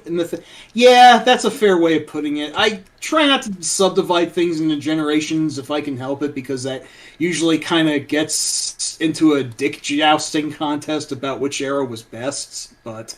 Honestly, okay, secular astrology or not, as a Gen Xer, I can just sum it up for you in the chosen word of my people. Whatever. Yeah, whatever. It really, no, generational warfare is BS. I agree. I try not to enforce that, get into it, I just was what I was. I was a kid in the 90s, and I don't want to get into any sort of prideful, gatekeeping or whatever. I just really like that music from that time because I grew up with it, and it just really sounds right to me, for lack of a better word. I freely enjoy needling some 90s kids from time to time just to see their reactions. Like, oh, You're like Power Rangers, huh? They ripped off Voltron. You dick. Oh, the N64 was the greatest thing since sliced bread, huh? How come the PlayStation kicked its ass? Yeah, I'm going to agree with you on that one, if nothing else. Yeah. But I gotta say though, hey, if you like if you like music from the 2000s, that's totally good. There was actually a lot of good stuff with more power to you. Yes, with emo taking off and there being a lot of interesting alternatives at the time. And yes, Snarb, I do realize that when I do that. Sometimes they don't even realize that, though. They just know Mighty Morphin Power Rangers, not Super Sentai. Yeah. I mean, Power Rangers raised awareness to the whole Super Sentai subgenre, but then, that's just what some people think it is, which has a much more storied history. Pretty sure it's the first time I made it to America. Yeah, sounds like it. But yeah, everything you like sucks. Only our stuff is good. Yeah, I mean, yes. I'll spare you the Abe Simpson "I used to be with it" speech. Tempted as I am to belt that one out, and was tempted throughout the stream, but we all know it by now. And again, I don't want to be a gatekeeper about it. We just wanted to talk about grunge tonight because it's not only for personal reasons and all the stories that Rob had to tell about getting the music at that time, but just because it was an objectively huge shift in music that, it meant a lot to us personally, but it also meant a lot to us from a snapshot in history that I'm glad that I was able to talk about it competently. I was kind of worried coming into this one that I'd just be babbling about a lot of bullshit off the top of my head, but no, this turned out pretty good. I will say that for the first time, in a way, it felt like I had music of my own. I wasn't just listening to the stuff that Sharon or Richard was listening to. It's like, this is my music. Yeah, it very much was the music for you, the music of your time and your generation. And, I don't think anyone or anything can really take that away from you. Nope. Like I said, Todd in the Shadows still recognizes how huge Nirvana was and how massively it killed off a lot of would-be stars in the 80s, whether or not they had been established or, they had a hit going, but then they just plopped out because of... Mike, excuse yourself. That's rude. Excuse me. It's getting late. I'm getting off focus. But I just have thank you. I just have a fondness for the whole grunge thing as a thing. I don't know how better to put it. It's just such a fascinating relic of a really interesting time in pop culture that subverted all the norms that was going into pop culture at that point. It's like we are so far away from the Reagan years now. It's not even funny. Yeah. Well, let me say this. It kind of felt like in the 80s, what was intended for my generation were the movies. Star Wars, Indiana Jones, E.T., Back to the Future. And in the 90s is when we were old enough to appreciate the music that was aimed at us. Yeah. Which is what this ended up being. So, if I may quote one of said movies, down here it's our time. It's our time. That all ends the minute we ride up Troy's bucket. So yes. All right, Dane. Have a good one. Hey, thank you so much for stopping in, even if briefly. Good to see you again, man. Yeah. But, so, don't be sad that it's long gone. Be happy that it was even so huge in the first place. That's my overall summation on... Or to sum it up more succinctly, like I did earlier, it was good, and it was good that it was good. Yes. I'll definitely quote you on that if ever I talk about this era again, but, man, what a fucking time. That's really all I can say. I will say, if there is any particular stretch of time I could relive, it would be 1980 to 1995.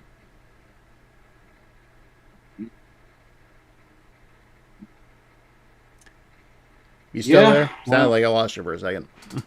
Oh, you might have had a bit of an internet fart, but I was just going, I don't really know what else to say at this point.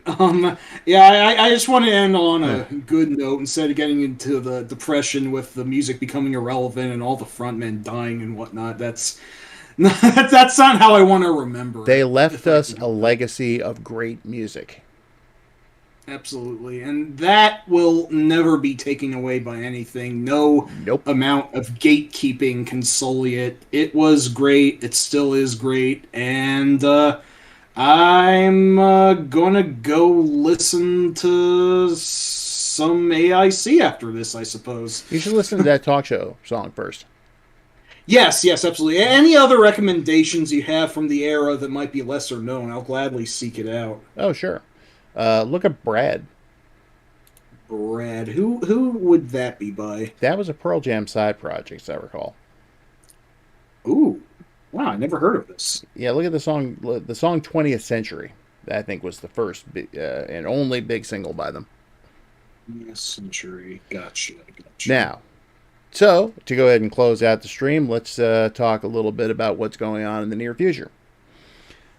Next week, if we've got everyone on board for it, as far as schedules working out and all that, we will be having our 90s cartoon stream. Oh boy, this is going to be a big one for me. It's going to be a big one in general. No kidding. So, geez, Prime, just like they did with WKRP. Yeah, and like I said, actually, for you, Rob, let me look up Tommy Dreamer's Totally Not Man in the Box theme, if I can find it. Okay.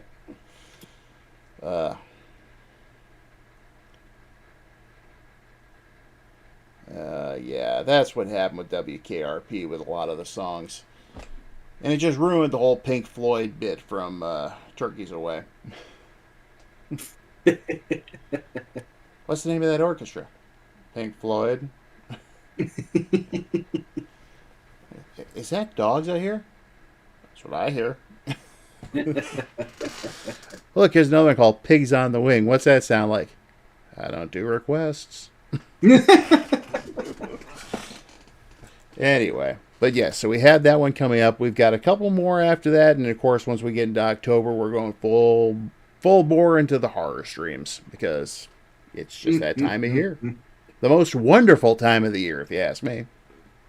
One of my favorites, anyway, yeah. It's the most wonderful time of the year. Which is funny because I just have to say this. Okay, back when I was still watching South Park on a regular basis, the very first Halloween episode where the zombies took over South Park, or tried to. Yeah. At one point, Cartman's mom is putting up Halloween decorations, and they're singing "It's the most wonderful time of the year." As there's some dude getting ripped apart behind her. Yep. That was great. Anyway, so yeah, we got some more stuff coming up, and you'll see what that is as time goes on, because a lot of it we need to discuss and work on. I'm Skippy. Yep. But if all goes well, 90s cartoons next week. Mm-hmm. So, be there and be square. Or be circular, or rectangular, or trapezoidal, whatever. Rhombus. Yes. Wait a minute. What were those pizza shapes from that Teen Girl Squad? Yes, rectangle, yes. Rhombus, brapezoid. I don't remember. I just remember a rhombus of pizza. That's great. I remember the breadtangle of pizza. Yeah, I was the one that actually mentioned that. There were a couple others, but I can't remember what they were. Shoot. Well, I just remember the corn is no place for a mighty warrior. Lathed. Yep. Of course, we did the Home Runner stream a few streams back, so. Mm-hmm. All right, so instead of dragging this out any further, we're just going to go ahead and sign off. So thank you all for coming in, and thanks to everyone who stuck around. Thanks for everyone who didn't stuck around but popped in anyway. Yes. Thank you all for, just being awesome people. And we thanks for listening to me ramble about my memories of the time, because I'm going to grow up to be like my father, who can do that.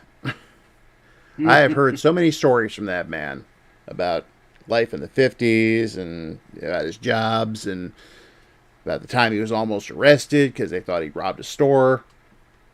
That's an interesting story. That sounds it, yeah. Mm-hmm. So, yeah. So, good night all. And everybody, have a fun. Enjoy.